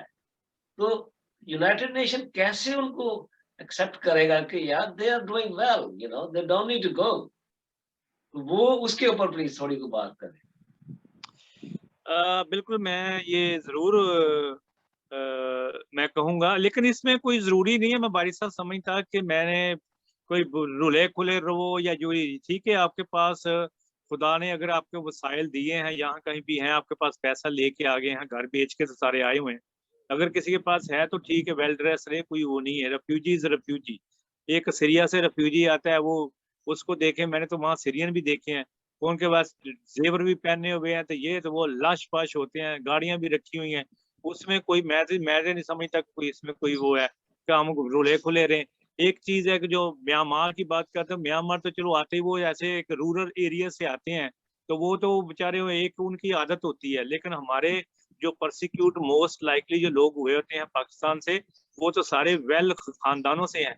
तो वेल खानदानों का मतलब है कि उनका खाना पीना, उठना बैठना, रहन सहन, एजुकेशन कुछ डिफरेंस होती है। तो उसकी तो आप क्या समझते हैं कि ये अगर ऐसी जैसे लाइफ रह रहे हैं लोग, या उसकी बेसिकली मैं समझ रहा हूँ कि इसमें जो यूनाइटेड नेशन के जो प्रोटोकॉल जो हैं जिनको मद्देनजर रखना चाहिए, कि आप उनको बता रहे हैं हम मजलूम है, गरीब हैं, हमारे पास कोई था ठिकाना नहीं है, हम अच्छी लाइफ नहीं गुजार रहे हैं, डॉक्टर नहीं है।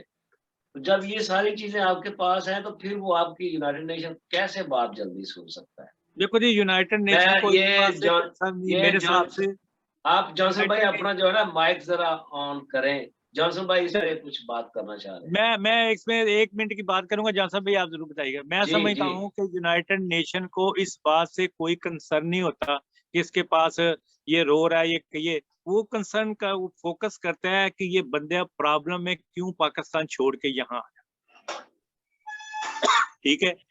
तो ये उनका तो फोकस इसके ऊपर है ना, उनको ये नहीं है कि भाई हाँ ठीक है, अगर कोई खाना पीना तो उसने अपना करना है, और यूनाइटेड नेशन किसी को दावत तो नहीं देता कि आप यहाँ आओ जी, यहाँ पे सब कुछ मिलेगा। जी जॉनसन भाई। ਹਾਂਜੀ ਥੈਂਕ ਯੂ ਵੈਰੀ ਮਚ ਜੀ। ਬੜਾ ਅੱਛਾ ਲੱਗਾ ਆਕਿਬ ਸਾਹਿਬ ਤੁਹਾਡੀਆਂ ਗੱਲਾਂ ਸੁਣ ਕੇ, ਔਰ ਇਟਸ ਵੈਰੀ ਵੈਰੀ ਗੁੱਡ। ਮੇਰੇ ਆਕਿਬ ਸਾਹਿਬ ਦਾ ਬਹੁਤ ਅੱਛਾ ਐਕਸਪੀਰੀਅੰਸ ਹੈ ਮਲੇਸ਼ੀਆ ਦੇ ਵਿੱਚ ਰਹਿੰਦੇ ਹੋਏ, ਔਰ ਰਿਗਾਰਡਿੰਗ ਮੇਰੀ ਜਦੋਂ ਸਟੀਵਨ ਸਾਹਿਬ ਨਾਲ ਗੱਲ ਹੋ ਰਹੀ ਸੀ ਕੱਲ, ਉਹ ਗੱਲ ਹੋ ਰਹੀ ਸੀ ਪ੍ਰੋਗਰਾਮ ਦੇ ਹਵਾਲੇ ਦੇ ਨਾਲ ਕਿ ਅਸੀਂ ਯੂਨਾਈਟਿਡ, ਦੇਖੋ ਅਸੀਂ ਐਜ਼ ਅ ਰਿਫਿਊਜੀ ਅਗਰ ਹੈਗੇ ਹਾਂ ਤਾਂ ਅਸੀਂ ਵੀ ਆਰ ਮਸਕੀਨ, ਕਿ we are in trouble, that's why we are in the third country. ਅਸੀਂ ਦੂਸਰੀ ਕੰਟਰੀ ਇਸ ਵਾਸਤੇ ਆਏ ਹਾਂ ਕਿ ਅਸੀਂ ਇਹਨਾਂ ਦੀ ਹੈਲਪ ਚਾਹੁੰਦੇ ਹਾਂ, ਔਰ ਸਾਡੇ ਕੋਲ ਉੱਥੇ ਐਜ਼ ਅ ਲੀਗਲ ਰਾਈਟਸ ਨਹੀਂ ਨੇ ਕਿ ਅਸੀਂ ਜੌਬ ਕਰ ਸਕਦੇ ਹੋਈਏ, ਜਾਂ ਅਸੀਂ ਮੈਡੀਕਲੀ ਫੈਸਿਲਿਟੀ ਨੂੰ ਅਵੇਲ ਕਰ ਸਕਦੇ ਹੋਈਏ, ਜਾਂ ਅਸੀਂ ਕੋਈ ਹੋਰ ਉਹਨਾਂ ਦੀ ਜਿਹੜੀ ਲੋਕਲੀ ਐਜ਼ ਏ ਜਿਹੜੇ ਲੋਕਲ ਲੋਕ ਨੇ ਉਹਨਾਂ ਦੀ ਤਰ੍ਹਾਂ ਫੈਸਿਲਿਟੀਜ਼ ਨੂੰ ਅਵੇਲ ਕਰ ਸਕਦੇ ਹੋਈਏ। ਈਵਨ ਮੈਡੀਕਲੀ ਸਾਨੂੰ ਕੋਈ ਪ੍ਰੋਬਲਮ ਹੋਏਗੀ ਤਾਂ ਇਟਸ ਵੈਰੀ ਐਕਸਪੈਂਸਿਵ, ठीक है। वो कहना मकसद है कि अगर ਅਸੀਂ ਆਪਣੇ ਆਪ ਨੂੰ ਬੜਾ ਅਪ ਟੂ ਡੇਟ ਰੱਖਾਂਗੇ ਔਰ ਅਗਰ ਅਸੀਂ ਇੱਕ ਬਰਥਡੇ ਪ੍ਰੋਗਰਾਮ ਹੋ ਰਿਹਾ ਹੈ ਉਹਦੇ ਜਿੰਨੀ ਜ਼ਿਆਦਾ ਇਨਵੈਸਟਮੈਂਟ ਕਰਕੇ ਜਾ ਰਹੇ ਹਾਂ ਜਾਂ ਹੋਰ ਪ੍ਰੋਗਰਾਮ 'ਚ ਜਾ ਰਹੇ ਹਾਂ ਉਹਨਾਂ ਦੀ ਮੈਂ ਗੱਲ ਕਰ ਰਿਹਾ। ਵੈਸੇ ਵੈਲ ਟੂ ਡੂ ਉਹ ਇੱਕ ਡਿਫਰੈਂਟ ਗੱਲ ਹੈ ਕਿ ਅੱਛੇ ਕੱਪੜੇ ਪਾਓ, ਉਹ ਤੇ ਅੱਛੀ ਗੱਲ ਹੈ ਕਿ ਜ਼ਾਹਿਰ ਅਸੀਂ ਜੋ ਜਿਹੜਾ ਬੰਦਾ ਅਗਰ ਪਾਕਿਸਤਾਨ ਤੋਂ ਉੱਠ ਕੇ ਬਾਹਰ ਆ ਗਿਆ ਨਾ, that means he is something।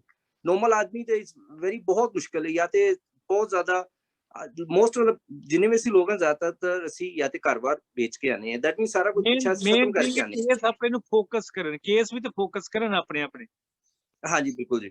ਤੇ ਉਹ ਇਹ ਪ੍ਰੋਗਰਾਮ ਦੀ ਗੱਲ ਕਿ ਹਾਂਜੀ ਉਹ ਤਾਂ ਦੇਖੋ ਅਸੀਂ ਮੈਂ ਜਿੰਨੀ ਦੇਰ ਰਿਹਾ ਜੀ ਕਿ ਮੈਂ ਫੇਸਬੁੱਕ ਕੋਈ ਆਪਣਾ ਅਪਡੇਟ ਜ਼ਿਆਦਾ ਨਹੀਂ ਕਰਦਾ ਸੀ। ਅਸੀਂ ਉਹ ਫਿਰ ਜਦੋਂ ਪ੍ਰੋਗਰਾਮ ਕਰਕੇ ਆਨੇ ਤੇ ਦੁਬਾਰਾ ਅਸੀਂ ਫੇਸਬੁੱਕ ਵਗੈਰਾ ਤੇ ਅਪਡੇਟ ਕਰਨੇ ਆ। ਅਗਰ ਕਿਸੇ ਦਾ ਖਿਆਲ ਹੈ ਕਿ ਯੂਨਾਈਟਿਡ ਨੇਸ਼ਨ ਸਾਡੀ ਫੇਸਬੁੱਕ ਵਗੈਰਾ ਜਾਂ ਸਾਡਾ ਡਾਟਾ ਨਹੀਂ ਦੇਖਦਾ ਤੇ मैं एक्सेप्ट नहीं करता क्योंकि मेरे ना हो चुके हैं, मेरे ना खुद हो चुका है, मेरा खुद हो चुका है। ठीक है। अगर ਅਸੀਂ ਫੇਸਬੁੱਕ ਤੇ ਕੋਈ ਅਪਡੇਟ ਕਰਨੇ ਆ ਨਾ ਤੇ ਦੇ ਆਰ ਵਾਚਿੰਗ ਅਸ, ਉਹ ਸਾਨੂੰ ਦੇਖ ਰਹੇ ਨੇ, ਉਹਨਾਂ ਸਾਡੀ ਹਰ ਇੱਕ ਐਕਟੀਵਿਟੀਜ਼ ਉਹਨਾਂ ਦੀ ਨਜ਼ਰ 'ਚ ਹੈਗੀ ਹੈ। ਇਸ ਵਾਸਤੇ ਮੈਂ ਕਹਿੰਦਾ ਕਿ ਕਰੋ ਜ਼ਰੂਰ, ਹੈ ਨਹੀਂ ਕਿ ਨਾ ਕਰੋ, ਲੇਕਿਨ ਆਪਣੇ ਤੱਕ ਰੱਖੋ, ਮੀਡੀਆ 'ਚ ਨਾ ਆਓ ਉਹਨਾਂ ਚੀਜ਼ਾਂ ਨੂੰ ਲੈ ਕੇ, ਕਿਉਂਕਿ ਤੁਸੀਂ ਬਹੁਤ ਸਾਰੀਆਂ ਐਸੀਆਂ ਚੀਜ਼ਾਂ ਨੇ ਜਿਹੜੀਆਂ ਤੁਹਾਨੂੰ ਲਗਜ਼ਰੀ ਸ਼ੋਅ ਕਰਨੇ ਆ ਨਾ, ਲਗਜ਼ਰੀ ਨਹੀਂ ਹੋਣੀ ਚਾਹੀਦੀ। ਤੁਸੀਂ ਰਿਫਿਊਜੀ ਰਹੋ ਨਾ, ਰਿਫਿਊਜੀ ਬਣ ਕੇ ਇਹ ਲਫ਼ਜ਼ ਤੁਸੀਂ ਬਿਲਕੁਲ ਸਹੀ ਯੂਜ਼ ਕੀਤਾ, ਲਗਜ਼ਰੀ।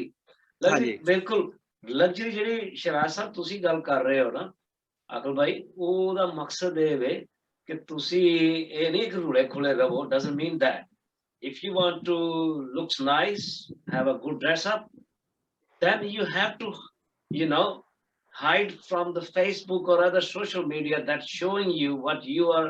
तो एक contradiction है उसमें, आप कह क्या रहे हैं और कर क्या रहे हैं। ठीक है, मतलब आप कह रहे हैं मैं मस्कीन हूँ, मैं पनाह गज़ीन हूँ, मेरा घर नहीं है, मेरा घर बार नहीं है, लेकिन आप दूसरी तरफ लग्जरी लाइफ है। लग्जरी लाइफ तो नहीं है खैर, मतलब अगर चलो अच्छे कपड़े पहन के कोई पार्टी हो गई है या चर्च में प्रोग्राम है अच्छा हो गया, लेकिन मकसद है कि उसको फिर पब्लिकली ना करो ना। तो फिर मतलब पब्लिकली तो ना करो। पब्लिक बेसिकली हमारे अंदर एक ऐसा खला है जिसको हर कोई पूरा करना चाहता है, वो खला है अपनी नुमाइश करना। तो जब आप किसी सिस्टम में या किसी सर्कमस्टेंसेस में स्टक हो गए हैं, then you have to be उसकी बर्दाश्त में रहो कि आप एक ऐसी सिचुएशन में है जहां आपको मतलब एक जेल है, आप जेल में हैं, तो जेल में क्या कर सकते हैं? नथिंग। तो मतलब यही समझ लो 5 साल के लिए, 7 साल के लिए, या कुछ लोग 10 साल से हैं, 12 साल से हैं। तो मकसद है कि ये अगर आप सैक्रिफाइसेस करके अपना मुल्क जो पाकिस्तान है जिसको आप कह रहे हैं वहां छोड़ के प्रोसिक्यूट हो के आए हैं, और आप लेकिन वो जो डगर है, जो रास्ता है, जो रिक्वायरमेंट है, जो आप चाह रहे हैं, हेल्प चाह रहे हैं यूनाइटेड नेशन से, तो वो आपको मिले। उसके लिए बहुत ज़रूरी है जो जॉनसन भाई ने या आप मशवरे दे रहे हैं उनके ऊपर वो अमल करें, तो उसमें उनकी निजात जल्दी मिल सकती है। यही है ना, यही आप कह रहे हैं ना? जी जी जी। और आप क्या कहना चाह रहे थे शराज साहब? दूसरा ये कि RSD जब इंटरव्यू हो जाता है, ठीक है, तो इसमें हमारे लोगों के अभी ना कुछ लोगों के इंटरव्यू हुए हैं, ऑनलाइन हुए हैं मलेशिया के अंदर। तो RSD इंटरव्यू तो हो गए हैं, अब वो ऑफिसर ने बोल दिया 3-4 महीने बाद जो आपका जो रिजल्ट दे देंगे, जल्द दे देंगे आपको। अपने माइंड के अंदर जो है वो 3-4 महीने ना रखें, उसके अंदर 2 साल का कम से कम स्पेस रखें। इस तरह ये भी एक बीमार होने वाली बातें हैं कि आप रोजाना उठें और खून चेक करें, ये हम भुगत चुके हैं ये चीजें सारी। तो मैं चाहूंगा कि अपने बच्चों को और अपने आप को ना इस बीमारी से भी बचा के रखें, और 2 साल का पीरियड मैक्सिमम जो टाइम रखें कि वही 2 साल के अंदर हमारा रिजल्ट देगा फीचर। वो 1 महीने में भी आ सकता है, वो 10 दिन में भी आ सकता है, लेकिन 2 साल का पीरियड बच्चों के ज़हनों में और अपनी फैमिली के ज़हन के अंदर बिठाए। एक चीज। दूसरे नंबर पे RSD का जो आपका इंटरव्यू हो गया है ऑनलाइन, उसको फाइनल ना समझें, ये मेरी बात नोट करिएगा। वो फाइनल ना समझे, उसके बाद ये नहीं कि आप भूल ही जाएं सारा कुछ, हमने इंटरव्यू दे दिया अब जवाब देखते हैं। नो, मैंने एक्सपीरियंस से बात कर रहा हूँ, मैं को 20-25 इंटरव्यू दे चुका हूँ मैं इसी बात पे।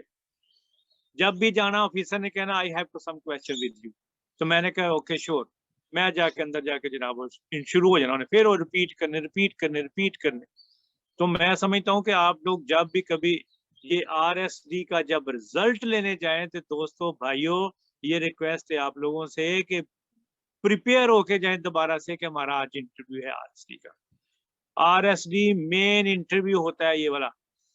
ये आपने उसने रेफ्यूजी आपको डिक्लेयर करना है, इंटरनेशनल रेफ्यूजी डिक्लेयर करना है उसने आपको, ठीक है। ये तो ये बिल्कुल आप मेरा सही बात कह रहे हैं कि इंटरव्यूअर जो है, जो आपका केस ऑफिसर है, उसने, और कभी कभी ऐसे होता है कि वो आपको सेम क्वेश्चन डिफरेंट एंगल से करके पूछते हैं जी ताकि जी आप डिट्रैक्ट हों और जी आप कहीं गलत आंसर दें जो आपके पहले क्वेश्चन या सिमिलर क्वेश्चन उसके साथ मैच ना हो। तो you have to be very smart regardless yes जो जी। यस। अच्छा, एक और बात करना चाहता हूँ कि बी पेशेंस, अपने ऑफिसर के साथ बी पेशेंस रहें। हमारे कुछ लोग ऐसे हैं जो बड़े हाइपर हो जाते हैं, भाई हमें रिजल्ट नहीं दे रहे, आप जल्दी करें, ये इतनी देर हो गई। ऐसा कुछ ना करें भाई, उन्होंने आपको कुछ दावत नहीं दी थी कि वलीमे के ऊपर आप आए यहाँ पे। दैट्स ये राइट, दैट्स ये राइट। हमारा जो है हमारा पर्सनल प्रॉब्लम्स है। हमारा माई बाप वो है, हम वहाँ पेशेंस रहें ऑफिसर के साथ, वो अपना काम बड़े अच्छे से कर रहे हैं, मेरिट पे करते हैं वो लोग। वो देखभाल के उन्होंने रेफ्यूजी डिक्लेयर करना है, रेफ्यूजी ऐसे डिक्लेयर नहीं होता।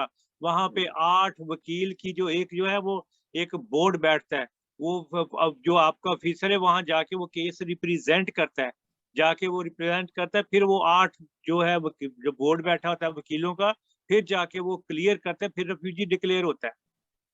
तो बी पेशेंस रहें अपने ऑफिसरों के साथ, बड़े प्यार से बात करें, उनको थैंक्स करें, हर बार थैंक्स करें, ठीक है। ये भी मेरा एक पॉइंट था। दूसरा, जॉनसन भाई ने ईमेल्स के बारे में बोला, ये बहुत अच्छी बात है जो मैं इन्हीं से सीखी है। और जितनी ईमेल मैंने की होंगी इनके कहने पे, ये सामने बैठे हुए हैं सुन रहे हैं। मेरे को खुदा ने एक जॉब भी ऐसी दी हुई थी, वो जॉब में मेरे पास वहां पे कंप्यूटर ऐसे पड़ा हुआ था मेरे पास सामने, और मेरे पास कंप्यूटर था, मैं उसको इतना यूज किया कंप्यूटर जिसकी इंतहा ही नहीं है। और मैंने एक दिन में 4-4-5 दफा भी मेलें की हैं, एक दिन के अंदर 4-4 दफा ही मेलें की मैंने, प्रॉब्लम अपने डिफरेंट प्रॉब्लम शो की है, ठीक है। वीक के अंदर एक तो मेल कर देता था मैं, अपने प्रॉब्लम शो करता था मैं, कभी मेडिकल के प्रॉब्लम, कभी एजुकेशन के प्रॉब्लम, कभी पुलिस ने पकड़ लिया है, ये सारे प्रॉब्लम है, ठीक है, जो कि हम लोग वहां पे और ये फैक्ट्स हैं, ये होते रहते हैं, ये ये होते रहते हैं, ये कोई ठीक है कहानी नहीं है, जी जी। ये होते हैं मामला। लेकिन सिर्फ ये है कि आपका मतलब है कि वो उनको बताएं, शेयर करें उनके साथ। कीप इन टच, मेरा एक कीप इन टच रहना है उन लोगों के साथ। ये हमारे भाई जो है, मैंने कीपोंग के एरिया को जानता हूँ जहाँ पे हमारे लोग जो है, बहुत सारे लोग हैं जो कोडियों का काम करते हैं।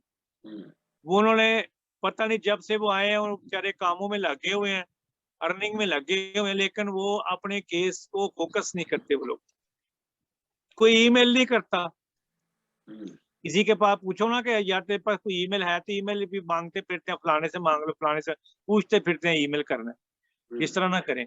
आपने आपके पास देखो, जो जहाँ की ईमेल है ना, अगर आपका केस रजिस्ट्रेशन डिपार्टमेंट में है, अभी रजिस्टर्ड होना है, तो आप वहाँ रजिस्ट्रेशन डिपार्टमेंट में सिर्फ ईमेल करोगे। अगर आपका केस आपका वेटिंग में है रिजल्ट, तो आप RSD डिपार्टमेंट में ईमेल करोगे। अगर आपका हेल्थ का कोई इश्यू है तो हेल्थ डिपार्टमेंट में एजुकेशन ईमेल करोगे। अगर आपका कोई लवलीहुड का प्रॉब्लम है, जैसे कोई एजुकेशन का है, तो एजुकेशन में एक लवलीहुड डिपार्टमेंट है, उसके अंदर आप एजुकेशन डिपार्टमेंट है, वहां आप ईमेल करोगे, ठीक है। इसी तरह RST का, जैसे रीसेटलमेंट का कई लोगों का इशू हुआ है, 2019 के लोग क्लियर होकर बैठे हुए हैं। अभी तक मैं यहाँ पे आया हूँ तो लोगों ने मेरे से ईमेल मांगने शुरू किए, फिर मैंने उनको यहाँ से ईमेल सेंड किए हैं, यहाँ से कि ये लो भाई, यहाँ पे ईमेल करो, उनसे पूछो, उनसे रिक्वेस्ट करो कि भाई हमें 2 साल हो गए हैं, हमारी रीसेटलमेंट करें, कोरोना भी फैला हुआ है, ये प्रॉब्लम, ये सारा प्रॉब्लम, जॉब नहीं है। तो इस तरह के ये आपने भाई बी कॉन्शियस हो जाए, अपने केसों को फोकस करें। आज का हमारा ये बहुत ही, ये टॉपिक जॉनसन भाई ने फोकस का लफ्ज यूज किया है, तो मैं समझता हूँ कि केसों पे मेन फोकस करें खुदा के बंदो।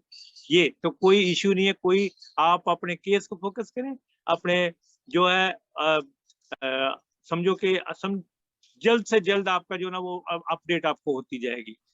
तो मेडिकल के हवाले से मैं थोड़ा सा मजीद बोलना चाहूंगा कि मेडिकल का जो जॉनसन मैंने जैसे एक वो एग्जांपल दी है कि वो बंदे का 2 महीने के अंदर अंदर सारा कुछ हो गया, ये मैं बता रहा हूँ, मैं 2-4 फैमिली ऐसी को जानता हूँ जिनके बच्चे स्पेशल्स हैं। खुदा के बंदो आपको, आप लोग जो जरूर जाएं, उन बच्चों के हवाले से जाएं, वहां जाके उनको स्ट्रेस शो करें डॉक्टर को वहां क्लिनिक पे। वो स्ट्रेस जब शो करेंगे, इट्स नो डाउट कि जिस फैमिली के पास को बच्चे स्पेशल है ना, उनके पास स्ट्रेस और टेंशन और रात को जागना ये बहुत जरूरी है। हमारे पास, मेरे घर में प्रॉब्लम है ये वाली।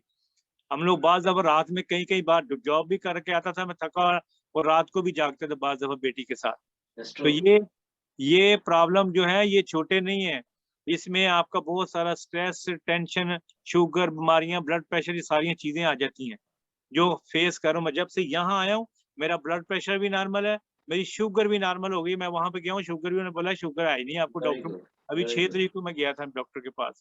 वैसे भी शुगर तो है, ये तो टेंशन जो है ये बहुत सारी बीमारियों की जड़ है, खासतौर पर शुगर की तो ये जड़ है जी। तो मैं चाहूंगा कि अपने जो मेडिकल के जो प्रॉब्लम है, जो खासकर ये स्पेशल बच्चों में बोलना चाह रहा हूँ मैं, इन बच्चों वाले पेरेंट्स जो है ना, वो जरूर खुदू क्लिनिक जाएं, डॉक्टर फू से कांटेक्ट करें और ये अपने प्रॉब्लम, जेन्युइन इशू है आपके, वो जाके बताएं। वो आपको एक साइकेट्रिस्ट वहां पे मौजूद है, वहां पे वो डॉक्टर से आपको रेफर करेंगे। वो जब वो डॉक्टर मिलेगी तो आपको वो दो फॉर्म देगी, वो फॉर्म फिल करें उनके, वो आपको स्ट्रेस और टेंशन सब कुछ उस फॉर्म के अंदर से एवेल्युएशन करेगी। जब वो हो जाएगी तो उसके मुताबिक वो आपको वो गाइडलाइन दे देगी, आपका ड्यूटी रोस्टर बना देगी कि आपने इस तरीके से करें, उससे गाइडलाइन लें। फिर आपको वो दोबारा से डॉक्टर के पास रिपोर्ट जाती है, फिर वो डॉक्टर एक रिपोर्ट स्पेशल बनाता है जो यूनाइटेड नेशन को भेजता है कि this family having this issue, और ये मेजर इशू है स्पेशल बच्चों के लिए। हर एक जो है कंट्री जो है उनको प्यार करते हैं ऐसे बच्चों को, वो लेना चाहते हैं ऐसे बच्चे हमारे पास आ जाए वहाँ ये पीरियड में, इस डिफिकल्ट टाइम के अंदर जो वो निकले वो बच्चे। तो ये भी एक उनको लिए अपॉर्चुनिटी है उन फैमिलियों के लिए कि वो जरूर जो है इस पे फोकस जी। करें। जॉनसन भाई कुछ कहना चाह रहे हैं, आप अपना माइक खोले।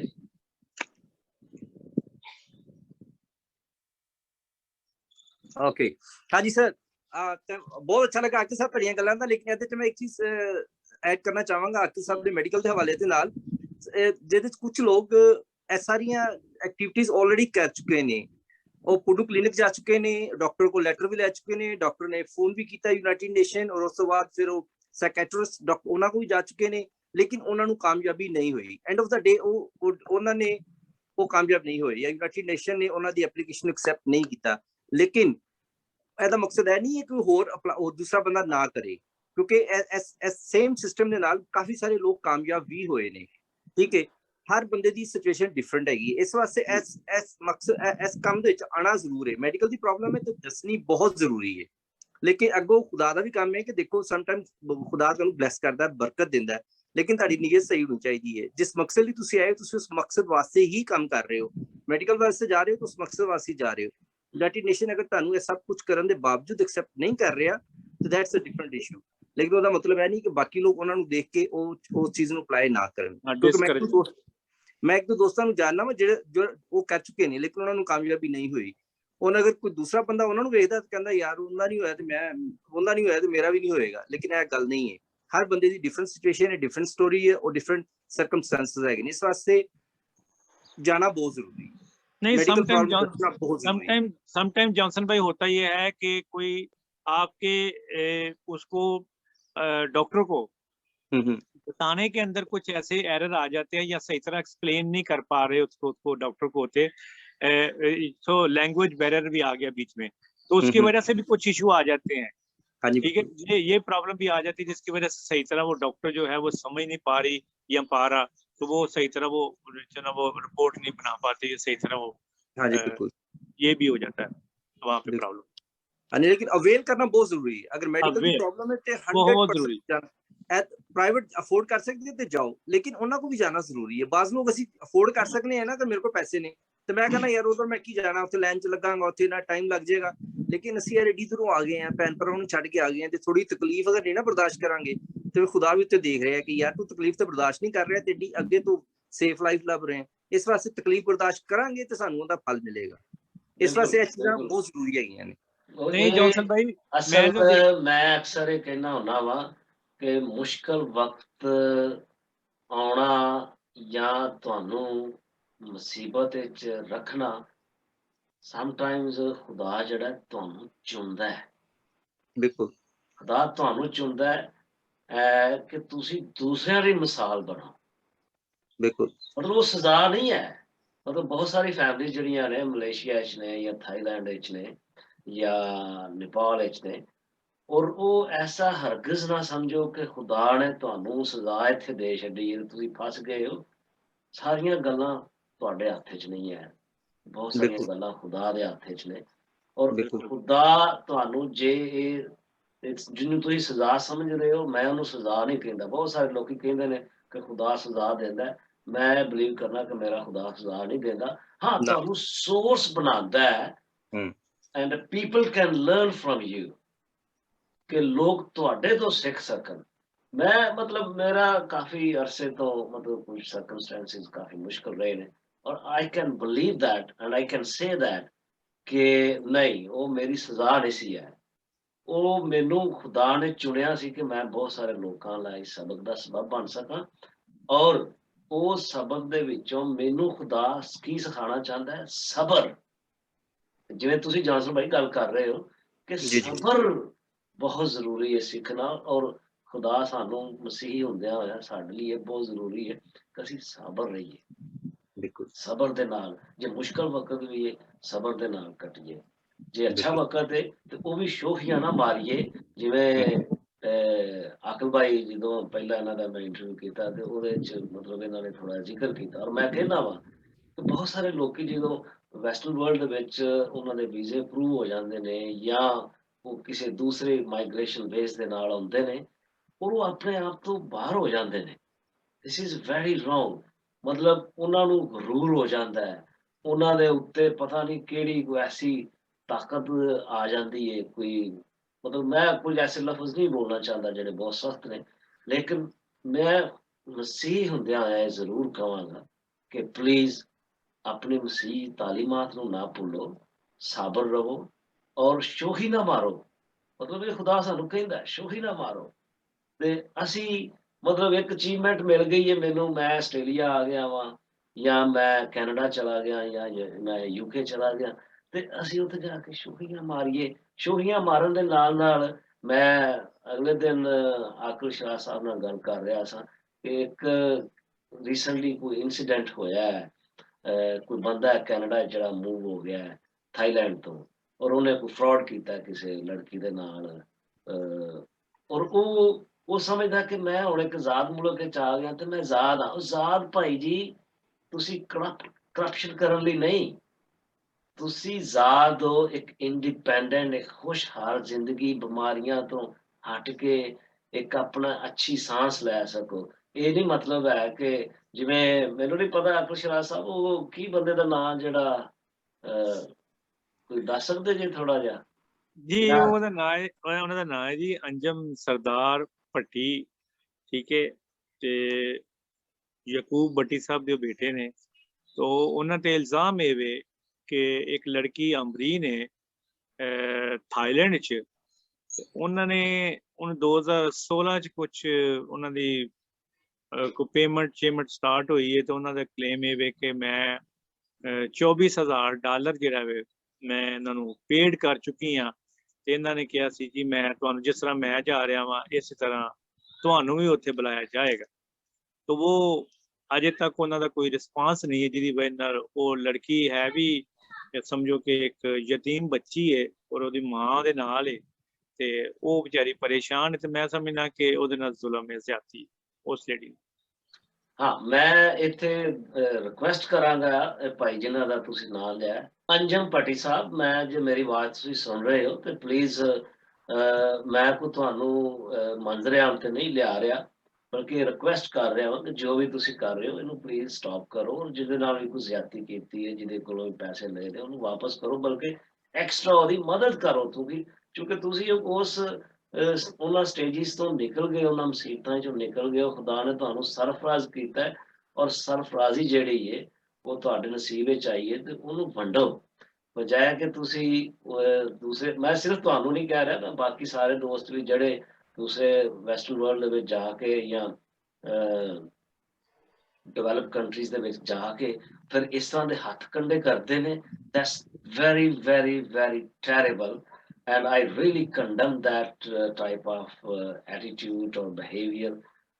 ਖੁਦਾ ਦੇ ਵਾਸਤੇ ਮੈਂ ਕਹਾਂਗਾ ਕਿ ਪਲੀਜ਼ ਜੇ ਖੁਦਾ ਨੇ ਤੁਹਾਨੂੰ ਸੁਰਖਰੂ ਕੀਤਾ ਹੈ, ਸਰਫਰਾਜ਼ ਕੀਤਾ ਹੈ, ਤੇ ਇਹਨਾਂ ਨੂੰ ਇੰਜ ਦੇ ਹੱਥ ਕੰਡਿਆਂ ਤੋਂ ਬਚੋ, ਔਰ ਜਿਨ੍ਹਾਂ ਦੀ ਮਦਦ ਕਰ ਸਕਦੇ ਹੋ, ਜਿਵੇਂ ਅੱਜ ਦੀ ਸਾਡੀ ਟਾਕ ਸ਼ੋਅ ਦੇ ਵਿੱਚ ਆਕਲ ਸ਼ਰਾਜ ਸਾਹਿਬ ਨੇ ਬਹੁਤ ਅੱਛੀਆਂ ਗੱਲਾਂ ਕੀਤੀਆਂ ਨੇ, ਜੋਸਫ ਚਾਂਸਲ ਸਾਹਿਬ ਨੇ ਬਹੁਤ ਅੱਛੀਆਂ ਗੱਲਾਂ ਕੀਤੀਆਂ ਨੇ, ਔਰ ਇਹ ਗੱਲਾਂ ਨੇ ਜਿਹਦੇ ਨਾਲ ਤੁਸੀਂ ਆਪਣੇ ਖੁਦਾ ਨੂੰ ਵੀ ਖੁਸ਼ ਕਰ ਸਕਦੇ ਹੋ, ਔਰ ਇਹਦੇ ਨਾਲ ਸਿਰਫ ਇਹ ਨਹੀਂ ਹੈ, ਤੁਸੀਂ, ਮੈਂ ਅਕਸਰ ਕਹਿੰਦਾ ਹੁੰਦਾ ਵਾਂ ਕਿ ਇਹ ਖੁਦਾ ਨੇ ਤੁਹਾਨੂੰ ਇੱਕ ਤੋੜਾ ਦੇ ਦਿੱਤਾ ਹੈ, ਹੁਣ ਤੁਸੀਂ ਆ ਗਏ ਹੋ ਡਿਵੈਲਪ ਕੰਟਰੀ ਦੇ ਵਿੱਚ, ਅੱਛੇ ਮੁਲਕ ਦੇ ਵਿੱਚ, ਤੇ ਉਹ ਤੋੜੇ ਨੂੰ ਹੁਣ ਵੰਡੋ, ਮਤਲਬ ਵੰਡੋ ਇਹ ਨਹੀਂ ਕਿ ਉਹ ਆਕਲ ਸਾਹਿਬ ਦੇ ਪਿੱਛੇ ਬੂਟਾ ਲੱਗਾ ਹੈ, ਦਰਖਤ ਲੱਗਾ, ਉਹਦੇ ਨਾਲ ਡਾਲਰ ਲੱਗੇ ਨੇ ਤੇ ਇਹ ਨਾ ਪੁੱਟ ਕੇ ਦੇਣੇ ਨੇ, ਹੋਰ ਬਹੁਤ ਸਾਰੇ ਤਰੀਕੇ ਨੇ। ਜੇ ਮੈਂ ਟਾਕ ਸ਼ੋਅ ਵੀ ਕਰ ਰਿਹਾ ਵਾਂ ਤੇ ਮੈਂ ਇਹ ਵੀ ਗਿਵਿੰਗ ਕਰ ਰਿਹਾ ਵਾਂ, ਮਤਲਬ ਮੇਰਾ ਟਾਈਮ ਹੈ, ਐਡੀਟਿੰਗ ਹੈ, so many things to have to do it, ਤੋ ਮੇਰੀ ਵੀ ਇਹ ਗਿਵਿੰਗ ਹੈ। ਉਂਝ ਅਸੀਂ ਸਾਰੇ ਕਰਨੇ ਆ, ਪੈਸਿਆਂ ਦੇ ਜ਼ਰੀਏ ਵੀ ਲੋਕਾਂ ਦੀ ਮਦਦ ਕਰਨੇ ਆ, ਔਰ ਮੈਂ ਸ਼ੁਕਰਗੁਜ਼ਾਰ ਹਾਂ। ਅੱਛਾ, ਅਗਰ ਹੋਰ ਕੋਈ ਗੱਲ ਹੈ ਆਕੂ ਸਾਹਿਬ ਜਾਂ ਜੌਨਸਨ ਭਾਈ, ਤੇ ਤੁਸੀਂ ਪਲੀਜ਼ ਕਹਿ ਸਕਦੇ ਹੋ, ਮੈਂ ਚੁੱਕਿਆ ਇਸ ਦੇ ਉਹਨੂੰ ਵਾਈਂਡ ਅਪ ਕਰਨ ਦੇ ਚੱਕਰ 'ਚ, ਬਾਕੀ ਅਸੀਂ ਗੱਲ ਥੋੜੀ ਬਹੁਤ ਕਰਦੇ ਰਹਾਂਗੇ। ਮੈਂ ਇੱਕ ਜਿਹੜਾ ਫਾਰਮੂਲਾ ਜਿਹੜਾ ਮੈਂ ਸ਼ੇਅਰ ਕਰਨਾ ਚਾਹ ਰਿਹਾ ਹਾਂ, ਜਿਹੜਾ ਕਿ ਮੈਨੂੰ ਜ਼ਿਆਦਾ ਯਾਨੀ ਕਿ ਮੇਰੀ ਕਾਮਯਾਬੀ ਦੇ ਵਿੱਚ ਸਭ ਤੋਂ ਅੱਛਾ ਹੈਗਾ, ਕਿ ਉਹ ਬੜਾ ਅੱਛਾ ਮੈਨੂੰ ਲੱਗਾ ਕਿ ਉਹਦੇ 'ਚ ਹੈ ਕਿ ਤੁਸੀਂ ਕੋਸ਼ਿਸ਼ ਕਰੋ ਜਿੰਨੀ ਜ਼ਿਆਦਾ ਕਿਸੇ ਦੀ ਹੈਲਪ ਕਰ ਸਕਦੇ ਹੋ ਉਹਦੀ ਹੈਲਪ ਕਰੋ, ਆਪਣਾ ਕੰਮ ਛੱਡ ਕੇ, ਆਪਣਾ ਨੁਕਸਾਨ ਕਰਕੇ ਅਗਰ ਦੂਸਰੇ ਦੀ ਹੈਲਪ ਹੋ ਸਕਦੀ ਹੈ ਕੋਸ਼ਿਸ਼ ਕਰਕੇ ਲਾਜ਼ਮੀ ਕਰੋ। ਮੇਰੇ ਨਾਲ ਹੋ ਚੁੱਕਿਆ, ਔਰ ਮੈਂ ਐਕਸਪੀਰੀਅੰਸ ਅੱਗੇ ਸ਼ੇਅਰ ਕਰਨਾ ਚਾਹ ਰਿਹਾ ਸੀ, ਲੇਕਿਨ ਉਹ ਮੈਨੂੰ ਮੌਕਾ ਨਹੀਂ ਮਿਲਿਆ, ਔਰ ਉਹਦੇ ਨਾਲ ਹੈ ਕਿ ਮੈਨੂੰ ਯਾਦ ਹੈ ਬੜੀ ਅੱਛੀ ਤਰ੍ਹਾਂ, ਇੱਕ ਦਫਾ ਮੈਂ, ਇੱਕ ਸਾਡਾ ਦੋਸਤ ਯੂਐਸ ਚ ਲੱਗੇ ਹੋਏ ਨੇ, ਇੱਕ ਹਾਲੀ ਮਲੇਸ਼ੀਆ ਚ ਨੇ, ਅਸੀਂ 3 ਬੰਦੇ, ਤਿੰਨੋਂ ਬਿਜ਼ੀ ਹੋਵਾਂਗੇ, ਅਸੀਂ ਆਪਣੇ ਕੰਮ ਛੱਡ ਕੇ ਇੱਕ ਫੈਮਿਲੀ ਦੇ ਵਾਸਤੇ ਅਸੀਂ ਤਕਰੀਬਨ 7-8 ਘੰਟੇ ਦੀ ਡਰਾਈਵ ਕਰਕੇ ਉਹਨਾਂ ਨੂੰ ਵਿਜ਼ਿਟ ਕਰਨਗੇ, ਔਰ ਸਾਰੀ ਸ਼ੇਅਰਿੰਗ ਅਸੀਂ ਖੁਦ ਕੀਤੀ, ਗੱਡੀ ਦਾ ਗੈਸ ਮੀਨ ਪੈਟਰੋਲ ਵਗੈਰਾ ਇਹ ਉਹ ਸਾਰਾ ਕੁਝ, ਆਪਣੀ ਦਿਹਾੜੀਆਂ ਤੋੜੀਆਂ, ਉਹਨਾਂ ਦੇ ਪਿੱਛੇ ਗਏ ਆ, ਫਿਰ ਵਾਪਸ ਆਏ, ਇਹ ਸਾਰਾ ਕੁਝ ਅਸੀਂ ਕਰਕੇ ਆਏ ਉੱਤੇ, ਠੀਕ ਹੈ। ਲੇਕਿਨ ਜਦੋਂ ਅਸੀਂ ਵਾਪਸ ਆਏ ਤਾਂ ਬੜੀ ਅੱਛੀ ਗੁੱਡ ਨਿਊਜ਼, ਉਹ ਫੈਮਿਲੀ ਦੇ ਤੇ ਮਸਲਾ ਥੋੜਾ ਜਿਹਾ ਡਿਫਰੈਂਟ ਹੈਗਾ ਸੀ, ਉਹ ਅਸੀਂ ਹੱਲ ਨਹੀਂ ਕਰ ਸਕੇ, ਲੇਕਿਨ ਉਹਦੇ ਵਿੱਚ ਸਾਨੂੰ ਬੜੀ ਅੱਛੀ ਗੁੱਡ ਨਿਊਜ਼ ਮਿਲ ਗਈ। ਮੈਂ ਵਾਪਸ ਆਇਆ, ਮੈਨੂੰ ਗੁੱਡ ਨਿਊਜ਼ ਮਿਲੀ। ਇਸ ਤੋਂ ਪਹਿਲੇ ਇੱਕ ਇਸ ਤਰ੍ਹਾਂ ਦੋ ਸਾਡੇ ਉਹ ਕੈਨੇਡਾ ਜਾ ਕੇ ਬੈਠੇ ਹੋਏ ਨੇ ਇਸ ਟਾਈਮ, ਜਿਨ੍ਹਾਂ ਵਾਸਤੇ ਅਸੀਂ ਇੱਕ ਜਗ੍ਹਾ ਤੇ ਇੱਕ ਲੋਇਰ ਨੂੰ ਮਿਲਣ ਜਾਣਾ ਸੀ, ਸੇਮ ਉਹੀ ਚੀਜ਼ ਮੈਂ ਕੀਤੀ, ਮੈਂ ਆਪਣੀ ਦਿਹਾੜੀ ਛੱਡ ਕੇ ਤੇ ਮੈਂ ਉਹਨਾਂ ਦੇ ਨਾਲ ਗਿਆ। ਮੈਂ ਵਾਪਸ ਆਇਆ ਤੇ ਮੈਨੂੰ ਇਮੀਗ੍ਰੇਸ਼ਨ ਨਿਊਜ਼ੀਲੈਂਡ ਦੀ ਕਾਲ ਆ ਗਈ, ਜਿਹੜਾ ਕਿ ਮੈਂ ਐਕਸਪੈਕਟ ਨਹੀਂ ਕਰ ਰਿਹਾ ਸੀ ਕਿ ਮੈਨੂੰ ਆਏਗੀ ਕਾਲ, ਲੇਕਿਨ ਮੈਨੂੰ ਕਾਲ ਆ ਗਈ। ਇਸੇ ਤਰ੍ਹਾਂ ਜਦੋਂ ਮੇਰਾ RST ਰਿਜ਼ਲਟ ਸੀ, ਉਦੋਂ ਵੀ ਇਸ ਤਰ੍ਹਾਂ ਹੀ ਅਸੀਂ ਇੱਕ ਦੋਸਤ ਦੀ ਵਾਸਤੇ ਗਏ ਸੀ, ਉਹ ਬੰਦਾ ਜੇਲ੍ਹ 'ਚ ਹੈਗਾ ਸੀ ਤੇ ਉਹਨੂੰ ਅਸੀਂ ਵਿਜ਼ਿਟ ਕਰਨ ਚਲੇ ਗਏ ਸੀ ਹਾਲੀ ਉੱਥੇ। ਮੈਂ ਆਪਣੇ ਆਪ ਨੂੰ ਕੋਸ਼ਿਸ਼ ਕਰਨਾ ਸੀ ਕਿ ਪੁਲਿਸ ਦੇ ਸਾਹਮਣੇ ਨਾ ਲੈ ਕੇ ਆਵਾਂ, ਇਮੀਗ੍ਰੇਸ਼ਨ ਦੇ ਮੈਟਰਸ ਦੇ ਮੈਂ ਆਪਣੇ ਆਪ ਨੂੰ ਫਰੰਟ ਤੇ ਨਹੀਂ ਲੈ ਕੇ ਆਉਣਾ ਸੀ, ਲੇਕਿਨ ਬੈਕ ਤੇ ਰਹਿ ਕੇ ਸੀ ਕੁਝ ਛੋਟੇ ਮੋਟੇ ਕੰਮ ਕਰੀਦੇ ਸੀ। ਲੇਕਿਨ ਇਹ ਵੀ ਕਿ ਕਰਨ ਦੇ ਨਾਲ ਖੁਦਾ ਨੇ ਮੈਨੂੰ ਬਲੈਸ ਕੀਤਾ ਔਰ ਬਰਕਤ ਦਿੱਤੀ। ਜਦੋਂ ਮੈਂ ਅੱਛਾ ਕੰਮ ਕਰਕੇ ਆਉਣਾ ਹੈ, ਮੇਰਾ ਕੋਈ ਨਾ ਕੋਈ ਫਾਈਨਲ ਕਿਸੇ ਨਾ ਕਿਸੇ ਪਾਸੋਂ ਮੈਨੂੰ ਬੈਨੀਫਿਟ ਮਿਲ ਜਾਂਦਾ ਸੀ। ਤੇ ਇਹਦੇ 'ਚ ਮੈਂ ਵਰਸ ਕੋਟ ਕਰਨਾ ਚਾਹਾਂਗਾ, ਬਾਈਬਲ ਦੀ ਇੱਕ ਵਰਸ ਹੈਗੀ ਜੇ, ਗਲਤੀਓਂ ਚੈਪਟਰ 6 वर्स 40 हैगी जे, उनके च लिखा है कि बस जहां तक मौका मिले सबके साथ नेकी करें, खास करके अहले ईमान के साथ। तो सानू चाहिए कि अपने भैन भरावां दे नाल मैक्सिमम कोऑपरेट करिए, और अगर किसी ने कोई तुहाडे नाल ज्यादती भी कीती है तो ओहदे नाल ज्यादती नहीं करनी, ओहदा रिवेंज नहीं लेना, बल्कि ओनू किसी ना किसी प्यार मुहब्बत दे नाल बर्दाश्त करना है। इहदे वास्ते भी बाइबल दी एक बड़ी अच्छी वर्स मैं कोट करना चाहांगा इत्थे, लूका 6:27 आयत च लिखा है जी कि मैं तुम सुनने वालों से कहता हूं कि अपने दुश्मनों से मोहब्बत रखो, जो तुमसे अदावत रखें उनका भला करो, जो तुम पर लानत करें उनके लिए बरकत चाहो, जो तुम्हारी तहकीर करें उनके लिए दुआ करें। ए मेरा फार्मूला है जी।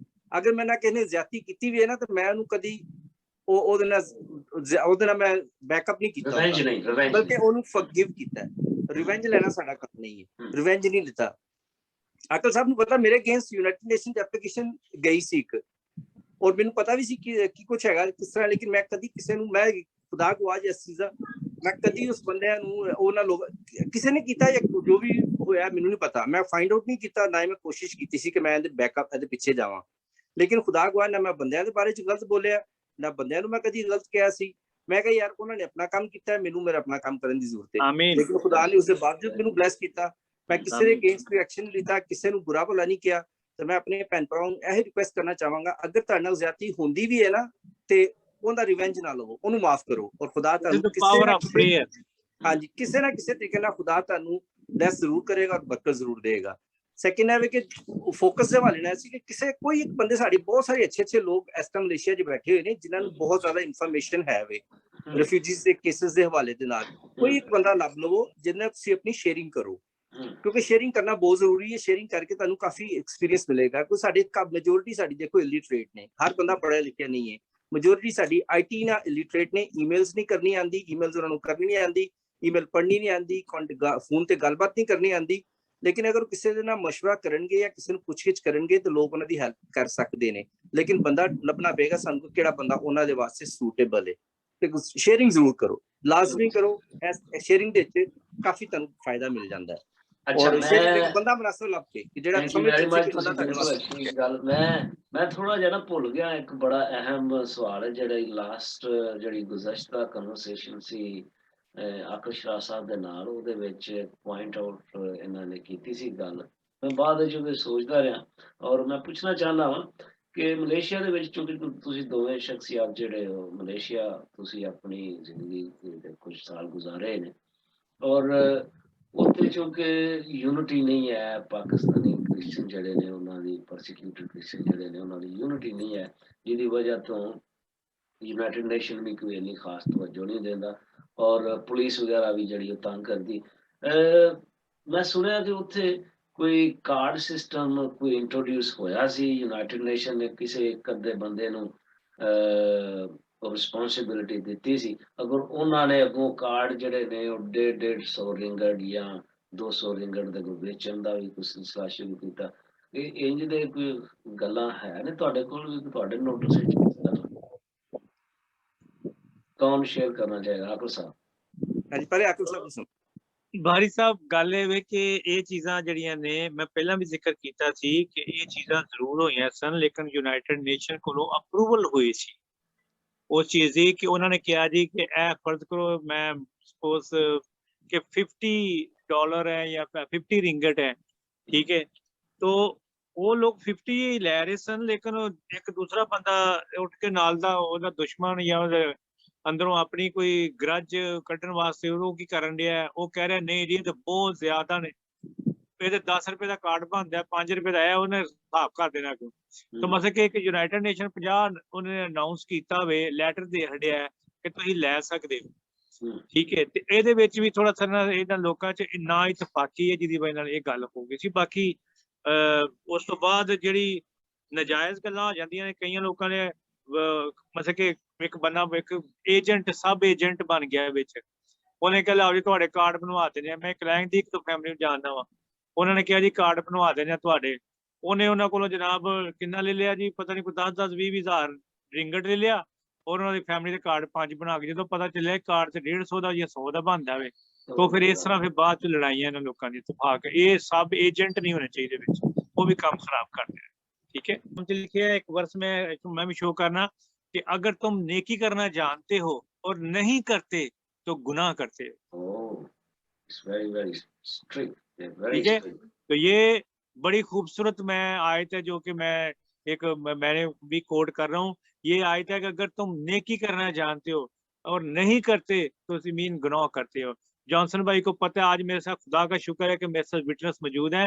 मैं एक जगह जॉब कर रहा था, उस जहाँ पे मैंने 5 साल जॉब की है, जॉनसन भाई को पता है, वहाँ पे मुझे मैं समझो कि होली सोली से सब समझो कि साडा एडमिनिस्ट्रेटर सी ना, ते मैं ओदा असिस्टेंट एडमिनिस्ट्रेटर सा उत्थे उस टाइम कोई हुंदा नहीं सी आपस च, मैं हुंदा सा। वैसे मेरी जॉब उत्थे सब ਜੋ ਸੋਦੀ ਉਹਦੀ ਨਹੀਂ ਸੀ ਅਸਿਸਟੈਂਟ ਦੀ, ਲੇਕਿਨ ਮੈਂ ਉੱਥੇ ਡੇ ਮਾਸਟਰ ਸਾਂ ਉੱਥੇ ਇੱਕ, ਲੇਕਿਨ ਉਹ ਮੇਰੇ ਕੋਲ ਫੁੱਲੀ ਸੀ ਸਾਰੇ ਇਖਤਿਆਰਾਤ ਸਨ, ਮੇਰੇ ਕੋਲ ਸਟੋਰ ਸੀ, ਮੇਰੇ ਕੋਲ ਚੀਜ਼ਾਂ ਆਉਂਦੀਆਂ ਸਨ ਖੁੱਲੀਆਂ, ਮੇਰੇ ਕੋਲ ਡੋਨਰ ਆਉਂਦੇ ਸਨ, ਮਲੇਸ਼ੀਆ ਪੂਰੀ ਦੇ ਡੋਨਰ ਆਉਂਦੇ ਸਨ, ਔਰ ਖੁੱਲਾ ਪੈਸਾ ਹੁੰਦਾ ਸੀ, ਪੈਸੇ ਜਮ੍ਹਾਂ ਹੁੰਦੇ ਸਨ, ਗਰੋਸਰੀਜ਼ ਆਉਂਦੀਆਂ ਸਨ ਬੇਸ਼ੁਮਾਰ, ਜਿਹਨਾਂ ਚੋਂ ਮੈਂ 5 ਸਾਲ ਮੈਂ ਆਪਣੀਆਂ ਫੈਮਿਲੀ, ਮੈਂ ਨਾਂ ਨਹੀਂ ਲੈਣਾ ਚਾਹੁੰਦਾ, ਮੈਨੂੰ ਉਹ ਸਾਬਤ ਕਰੇ ਬੰਦਾ ਜਿਹੜੇ ਕੀਪੋਂਗ ਏਰੀਏ 'ਚ ਰਹਿ ਰਹੇ ਨੇ, ਜਿਹੜੇ ਮੇਰੇ ਜਾਣਨ ਵਾਲੇ ਨੇ, ਜਿਨ੍ਹਾਂ ਨੂੰ ਮੈਂ ਸਪੋਰਟ ਨਾ ਕੀਤਾ ਹੋਵੇ, ਹਰ ਤਰ੍ਹਾਂ ਤੋਂ ਮੈਂ ਉਹਨਾਂ ਨੂੰ ਸਪੋਰਟ ਕੀਤਾ ਹੋਵੇ, ਠੀਕ ਹੈ। ਕਈ ਫੈਮਲੀਆਂ ਮੇਰੇ ਕੋਲ ਰੈਫਰ ਹੋ ਕੇ ਆਈਆਂ ਨੇ, ਕਿਸੇ ਨੇ ਘੱਲੀਆਂ ਨੇ ਅਕਲ ਭਾਈ ਨੂੰ ਗਰੋਸਰੀ ਕਰਾਓ, ਤੇ ਮੈਂ ਉਹਨੂੰ ਫੈਮਲੀ ਗਰੋਸਰੀ ਵੀ ਕਰਾਈ ਹੈ, ਕਿਰਾਇਆ ਵੀ ਦਿਲਵਾਇਆ, ਔਰ ਪੈਸੇ ਵੀ ਦਿੱਤੇ ਨੇ ਉਹਨਾਂ ਨੂੰ, ਮੈਂ ਬੱਚਿਆਂ ਵਾਸਤੇ ਦੁੱਧ ਵੀ ਲੈ ਦਿੱਤੇ ਨੇ, ਠੀਕ ਹੈ ਨਾ।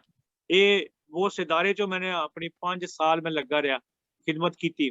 ਫਿਰ ਉਸੇ ਅਦਾਰੇ ਦੇ ਵਿੱਚੋਂ ਕਿਹਨਾਂ ਦਾ ਮੈਂ ਜੌਬ ਕਰਾਈਆਂ ਨੇ, ਅੱਜ ਵੀ ਉੱਥੇ ਜੌਬ ਦੇ ਵਿੱਚ ਮੌਜੂਦ ਦੋ ਲੋਕਾਂ ਨੂੰ ਮੈਂ ਜੌਬ 'ਚ ਫਿੱਟ ਕਰਕੇ ਆਇਆ ਹਾਂ ਉਸੇ ਅਦਾਰੇ ਦੇ ਵਿੱਚ, ਔਰ ਅਗਰ ਉਹ ਫਿਰ ਵੀ ਅਨਗ੍ਰੇਟਫੁਲ ਨੇ ਤਾਂ ਮੈਂ ਨਹੀਂ ਕੁਝ ਕਹਿ ਸਕਦਾ। ਖੁਦਾ ਨੇ ਮੈਨੂੰ ਅਜਰ ਦੇ ਛੱਡਿਆ, ਮੈਨੂੰ ਇਹ ਨਹੀਂ ਬੜਾ ਜਿੰਨਾ ਖੁਦਾ ਨੇ ਮੈਨੂੰ ਬਲੈਸ ਕਰ ਛੱਡਿਆ ਸਾਰੀ ਚੀਜ਼ਾਂ। ਹਾਲੇਲੂਇਆ।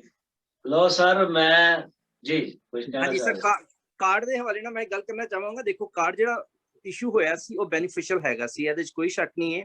ਆਕਿਲ ਸਾਹਿਬ ਦੀ ਗੱਲ ਹੈ ਕਿ ਸਬ ਏਜੰਟ ਨੇ ਉਹ ਥੋੜਾ ਜਿਹਾ ਉਹਦੇ 'ਚ ਪ੍ਰੋਬਲਮ ਕ੍ਰੀਏਟ ਕੀਤੀ ਸੀ। ਹਾਲਾਂਕਿ ਮੈਂ ਖੁਦ ਵੀ ਕਾਰਡ ਨਹੀਂ ਬਣਵਾਇਆ ਸੀ, ਲੇਕਿਨ ਮੈਂ ਬਣਵਾਇਆ ਹੀ ਸੀ, ਯਾਨੀ ਮੇਰੇ ਇੱਕ ਦੋ ਜਾਣਨ ਵਾਲੇ ਸੀ, ਉਹਨਾਂ ਨੂੰ ਮੈਂ ਰੈਫਰ ਕੀਤਾ ਸੀ, ਤਾਂ ਉਹਨਾਂ ਨੇ ਨੋਰਮਲ ਪ੍ਰਾਈਸ ਬਣਾ ਕੇ ਦਿੱਤਾ ਸੀ, ਕੋਈ ਐਡੀਸ਼ਨਲ ਚਾਰजेस ਨਹੀਂ ਲਿੱਤੇ ਸੀ, ਲੇਕਿਨ ਕਾਰਡ ਦਾ ਬੈਨੀਫੀਸ਼ੀਅਲ ਹੈਗਾ ਸੀ। ਪੁਲਿਸ ਨੇ ਬਣਾ ਕੇ ਦਿੱਤਾ, ਯੂਨਾਈਟਿਡ ਨੇਸ਼ਨ ਨੇ ਨਹੀਂ, ਯੂਨਾਈਟਿਡ ਨੇਸ਼ਨ ਨਹੀਂ, ਕਮਿਊਨਿਟੀ ਕਾਰਡ ਹੁੰਦਾ ਇੱਕ, ਕਿਉਂਕਿ ਉਹ ਦੇਖੋ ਉਹ ਕਮਿਊਨਿਟੀ ਕਾਰਡ ਯੂਨਾਈਟਿਡ ਨੇਸ਼ਨ ਦੀ ਇਨਫੋਰਮੇਸ਼ਨ ਦੇ ਨਾਲ ਹੀ, ਉਹਨਾਂ ਦੀ ਪਰਮਿਸ਼ਨ ਦੇ ਨਾਲ ਹੀ ਇਸ਼ੂ ਕੀਤਾ ਜਾਂਦਾ ਸੀ। ਕੌਣ ਬਣਾਉਂਦਾ? ਗਵਰਨਮੈਂਟ ਬਣਾਉਂਦੀ? ਨਹੀਂ, ਗਵਰਨਮੈਂਟ ਕਮਿਊਨਿਟੀ ਦਾ ਲੀਡਰ ਜਿਹੜਾ ਨਾ, ਜਿਸ ਤਰ੍ਹਾਂ ਕਿ ਪਹਿਲੇ ਬਰਮਨ ਜਿਹੜਾ ਹੈਗੀ ਸੀ ਮਿਆਂਮਾਰ ਵਾਲਿਆਂ ਨੇ ਯੂਨਾਈਟਿਡ ਨੇਸ਼ਨ ਦੀ ਕਮਿਊਨਿਟੀਆਂ ਬਣੀਆਂ ਨੇ, ਜਿਸ ਤਰ੍ਹਾਂ ਪਾਕਿਸਤਾਨੀ ਕ੍ਰਿਸਚਨ ਦੀ ਕਮਿਊਨਿਟੀ ਦਾ ਲੀਡਰ ਜਿਹੜਾ ਕਿ ਰਿਕੋਗਨਾਈਜ਼ ਸੀ, ਉਦੋਂ ਰਿਕੋਗਨਾਈਜ਼ ਠੀਕ ਹੈਗੇ ਸੀ, ਉਹਨਾਂ ਨੇ ਇਜਾਜ਼ਤ ਦਿੱਤੀ ਸੀ। ਲੇਕਿਨ ਫੀਸ ਜ਼ਾਹਿਰ ਥੋੜਾ ਖਰਚਾ ਵੀ ਹੁੰਦਾ ਸੀ, ਉਹਨਾਂ ਨੇ ਪ੍ਰਿੰਟ ਕਰਾਉਣਾ, ਆਫਿਸ ਕਰਾਉਣਾ, ਜੋ ਵੀ ਉਹਨਾਂ ਦਾ ਇੱਕ ਲਿਮਿਟਡ ਜਿਹਾ ਖਰਚਾ ਸੀ। ਲੇਕਿਨ ਕੁਝ ਲੋਕਾਂ ਨੇ ਉਹਨੂੰ ਮਿਸਯੂਜ਼ ਕੀਤਾ ਸੀ ਕਿ ਉਹ ਵਿੱਚ ਸਬ ਏਜੰਟ ਇਨਵੋਲਵ ਹੋ ਗਏ, ਫਿਰ ਉਹਦੀ ਵਜ੍ਹਾ ਨਾਲ ਥੋੜਾ ਇਸ਼ੂ ਕਾਫੀ ਬਣ ਗਿਆ ਸੀ। ਲੇਕਿਨ ਕਾਰਡ ਬੈਨੀਫੀਸ਼ੀਅਲ ਹੈਗਾ ਸੀ, ਕਿਉਂਕਿ ਮੈਂ ਖੁਦ ਦੇਖਿਆ ਕਿ ਲੋਕ ਉਹਦੇ ਤੋਂ ਪੁਲਿਸ ਨੂੰ ਦਿਖਾਉਂਦੇ ਸੀ, ਪੁਲਿਸ ਛੱਡ ਦਿੰਦੀ ਸੀ, ਠੀਕ ਹੈ। ਉਸ ਤੋਂ ਬਾਅਦ ਫਿਰ ਇੱਕ ਤੁਹਾਡੇ ਕੋਲ ਆ ਜਾਂਦਾ, ਜਦੋਂ ਤੇ ਤੁਹਾਡਾ ਨੰਬਰ ਲਿਖਿਆ ਗਿਆ ਨਾ ਯੂਨਾਈਟਿਡ ਨੇਸ਼ਨ ਦਾ ਕਾਰਡ ਤੇ, ਯੂਨਾਈਟਿਡ ਨੇਸ਼ਨ ਦਾ ਨੰਬਰ ਲਿਖਿਆ ਜਾਂਦਾ ਸੀ ਕਿ ਇਹ ਬੰਦਾ ਇਸ ਨਾਮ ਦੇ ਉੱਤੇ ਰਜਿਸਟਰਡ ਹੈ ਯੂਨਾਈਟਿਡ ਨੇਸ਼ਨ ਦੇ ਨਾਲ, ਉਹ ਫਿਰ ਡਾਇਰੈਕਟ ਕਮਿਊਨਿਟੀ ਵਾਲੇ ਬੰਦੇ ਨੂੰ ਕੰਟੈਕਟ ਕਰਦੇ ਸੀ। ਬੈਨੀਫੀਸ਼ੀਅਲ ਹੈਗਾ ਸੀ, ਹੁਣ ਮੈਨੂੰ ਪਤਾ ਨਹੀਂ ਕਾਰਡ ਹਾਲੇ ਵੀ ਹੈਗਾ ਕਿ ਨਹੀਂ, ਲੇਕਿਨ ਬੈਨੀਫੀਸ਼ੀਅਲ ਸੀ ਉਹ ਕਾਰਡ। ਲੇਕਿਨ ਜੌਨਸਨ ਭਾਈ ਹੁਣ MyRC ਆ ਗਿਆ ਉੱਥੇ, ਗਵਰਨਮੈਂਟ ਨੇ ਇੱਕ ਐਪ ਦੇ ਛੜੀ ਹੈ, ਐਪ ਵੀ ਦਿੱਤੀ ਹੈ, ਦੂਜਾ ਉਹਨਾਂ ਕਾਰਡ ਵੀ ਗਵਰਨਮੈਂਟ ਨੇ ਇੱਕ ਕਾਰਡ ਜੇ ਨਾ MyRC ਇਸ਼ੂ ਕਰਦੇ ਨੇ ਡਾਇਰੈਕਟਲੀ, ਉਹਦਾ 500 ਰੁਪਇਆ ਡਾਇਰੈਕਟ ਗਵਰਨਮੈਂਟ ਦੇ ਖਾਤੇ ਜਾ ਕੇ ਗਵਰਨਮੈਂਟ ਦੇ ਆਫਿਸ 'ਚ ਜਾ ਕੇ ਜਮਾ ਹੁੰਦਾ, ਜਿਹੜਾ ਕਿ ਹੁੰਦਾ ਕਮਿਊਨਿਟੀ ਲੀਡਰ ਦੇ ਥਰੂ ਹੋ ਰਿਹਾ ਉਹ ਸਾਰਾ ਕੰਮ। ਉਹ ਜਾਂਦੇ ਨੇ, ਅਗਰ ਕਿਸੇ ਦੀ ਮਰਜ਼ੀ 50-100 ਰੁਪਇਆ ਅਗਰ ਕਿ ਪੈਟਰੋਲ ਦਾ ਖਰਚਾ ਕਿਸੇ ਨੂੰ ਉਹਨੂੰ ਦੇਣਾ ਤਾਂ ਦੇ ਦੇ, ਵਰਨਾ ਉਹਦੀ ਕੋਈ ਫੀਸ ਨਹੀਂ ਹੈ। ਉਹ 500 ਡਾਇਰੈਕਟ ਗਵਰਨਮੈਂਟ ਦੀ ਫੀਸ ਹੈ, ਜਮਾ ਕਰਾਉਣ, ਉਹ ਆਪਣਾ ਕਾਰਡ ਹਾਸਲ ਕਰਨ, 1 ਸਾਲ ਦਾ ਕਾਰਡ ਹੈ। ਇਮੀਗ੍ਰੇਸ਼ਨ ਪੁਲਿਸ ਦੇ ਪਿੱਛੇ ਮੋਹਰ ਹੈ, ਉਹ ਸਾਈਨ ਹੁੰਦੇ ਨੇ ਪਿੱਛੇ, ਠੀਕ ਹੈ। ਉਹ 'ਚ ਆਪਣੇ ਇਹਨਾਂ ਰਿਫਿਊਜੀਆਂ ਦੀ ਸੇਫਟੀ, ਅਗਰ ਕਿਸੇ ਭਰਾ ਦੇ ਕੋਲ ਕੋਈ ਇਸ ਤਰ੍ਹਾਂ ਦੀ ਪ੍ਰੋਬਲਮ ਵੀ ਹੈ ਤਾਂ ਉਹ 500 ਰਿੰਗਟ ਦੇ ਕੇ ਤੇ ਜਾ ਕੇ ਆਪਣਾ ਕਾਰਡ ਵੀ ਉਹਨਾਂ ਕੋਲ ਬਣਵਾ ਸਕਦਾ। ਬਿਲਕੁਲ ਥੈਂਕ ਯੂ ਵੈਰੀ ਮਚ ਜੀ, ਮੈਂ ਬਹੁਤ ਸ਼ੁਕਰਗੁਜ਼ਾਰ ਹਾਂ ਆਕਿਲ ਸ਼ਿਰਾਜ਼ ਸਾਹਿਬ ਤੁਹਾਡਾ। ਸਰ ਇੱਕ ਗੱਲ ਕਰਨਾ ਚਾਹਾਂਗਾ, ਹਾਂਜੀ, ਯੂਨਿਟੀ ਦੇ ਹਵਾਲੇ ਦੇ ਨਾਲ ਐਕਚੁਅਲੀ ਦੇਖੋ ਬਹੁਤ ਜ਼ਿਆਦਾ ਅਸੀਂ ਉੱਥੇ ਯੂਨਿਟੀ ਉੱਥੇ ਮਲੇਸ਼ੀਆ 'ਚ ਹੈ ਜ਼ਰੂਰ ਹੈ, ਯੂਨਿਟੀ ਹੈ ਵੀ, ਮੈਂ ਇਸ ਚੀਜ਼ ਨਾਲ ਥੋੜਾ ਡਿਸਐਗਰੀ ਹੋਵਾਂਗਾ ਕਿ ਯੂਨਿਟੀ ਨਹੀਂ ਹੈ, ਯੂਨਿਟੀ ਹੈਗੀ ਹੈ, ਲੇਕਿਨ ਇੱਕ ਗਰੁੱਪ ਬਣ ਗਏ ਹੋਏ ਨੇ ਕਿ ਗਰੁੱਪ ਦੇ ਨਾਲ 10 ਫੈਮਲੀਜ਼ ਨੇ, ਦੂਸਰੇ ਨਾਲ 10 ਫੈਮਲੀਜ਼ ਨੇ, ਇਸ ਤਰੀਕੇ ਦੇ ਨਾਲ ਥੋੜੇ ਡਿਵਾਈਡ ਜ਼ਰੂਰ ਅਸੀਂ ਹੋਏ ਆ, ਲੇਕਿਨ ਯੂਨਿਟੀ ਉੱਥੇ ਹੈ ਵੀ, ਇੱਕ ਦੂਜੇ ਦੀ ਗੱਲ ਮੰਨਦੇ ਵੀ ਨੇ। ਲੇਕਿਨ ਉਹ ਮੈਂ ਕਹਿ ਰਿਹਾ ਨਾ ਕਿ ਕੋਈ ਨਾ ਕੋਈ ਤੁਹਾਨੂੰ ਲੱਭਣਾ ਪਏਗਾ ਕਿ ਕਿਹੜਾ ਬੰਦਾ ਉਹਨਾਂ ਦੇ ਵਾਸਤੇ ਸੂਟੇਬਲ ਹੈ, ਤੇ ਇਸ ਵਾਸਤੇ ਹੈ ਕਿ ਯੂਨਾਈਟਿਡ ਨੇਸ਼ਨ ਵੱਲ ਫੋਕਸ ਹੋਣਾ ਸਾਡਾ ਬਹੁਤ ਜ਼ਰੂਰੀ ਹੈ। ਮਕਸਦ ਸਾਡਾ ਯੂਨਾਈਟਿਡ ਨੇਸ਼ਨ ਹੈ, ਤੇ ਯੂਨਾਈਟਿਡ ਨੇਸ਼ਨ ਨਾਲ ਕੀਪ ਇਨ ਟੱਚ ਰਹੋ, ਬਸ ਮੈਂ ਫਾਈਨਲੀ ਇਹੀ ਕਹਾਂਗਾ, ਕੀਪ ਇਨ ਟੱਚ ਰਹੋ ਯੂਨਾਈਟਿਡ ਨੇਸ਼ਨ ਦੇ ਨਾਲ, ਔਰ ਇਹ ਬਹੁਤ ਜ਼ਰੂਰੀ ਹੈ। ਮੈਂ ਵਾਂਸ ਅਗੇਨ ਆਕਿਲ ਸ਼ਿਰਾਜ਼ ਸਾਹਿਬ ਤੁਹਾਡਾ ਤੇ ਜੋਸਫ ਜੌਨਸਨ ਸਾਹਿਬ, ਮੈਂ ਤੁਹਾਡਾ ਬਹੁਤ ਮਸ਼ਕੂਰ ਹਾਂ, ਮਮਨੂਨ ਹਾਂ। Thank you very much. ਔਰ ਗॉड ਖੁਦਾ ਤੁਹਾਨੂੰ ਇੰਝ ਹੀ ਆਪਣੀ ਅਕਲ ਔਰ ਫਹਿਮ ਲਈ ਇਸਤੇਮਾਲ ਕਰੇ, ਲੋਕਾਂ ਦੀ ਸਲਾਹ ਮਸ਼ਵਰੇ ਲਈ ਉਹਨਾਂ ਦੇ ਕੰਮ ਆਓ, ਉਹਨਾਂ ਦੀ ਹੈਲਪ ਕਰਦੇ ਰਹੋ। ਜਿਵੇਂ ਜੌਨਸਨ ਭਾਈ ਨੇ ਗੱਲਾਂ ਬਿਬਲੀਕਲੀ ਰੈਫਰੈਂਸਿਸ ਦਿੱਤੇ ਨੇ, ਦੈਟਸ ਵੰਡਰਫੁਲ। ਮੈਂ ਬਹੁਤ खुश होया और मेरा दिल कर रहा कि ਅਸੀਂ ਗੱਲ ਕਰਦੇ ਜਾਈਏ ਲੇਕਿਨ ਲੰਮੀ ਹੁੰਦੀ ਜਾਏਗੀ ਫਿਰ ਉਹ it's take long to proceed and editing. So ਮੈਂ once again thank you very much, God bless you।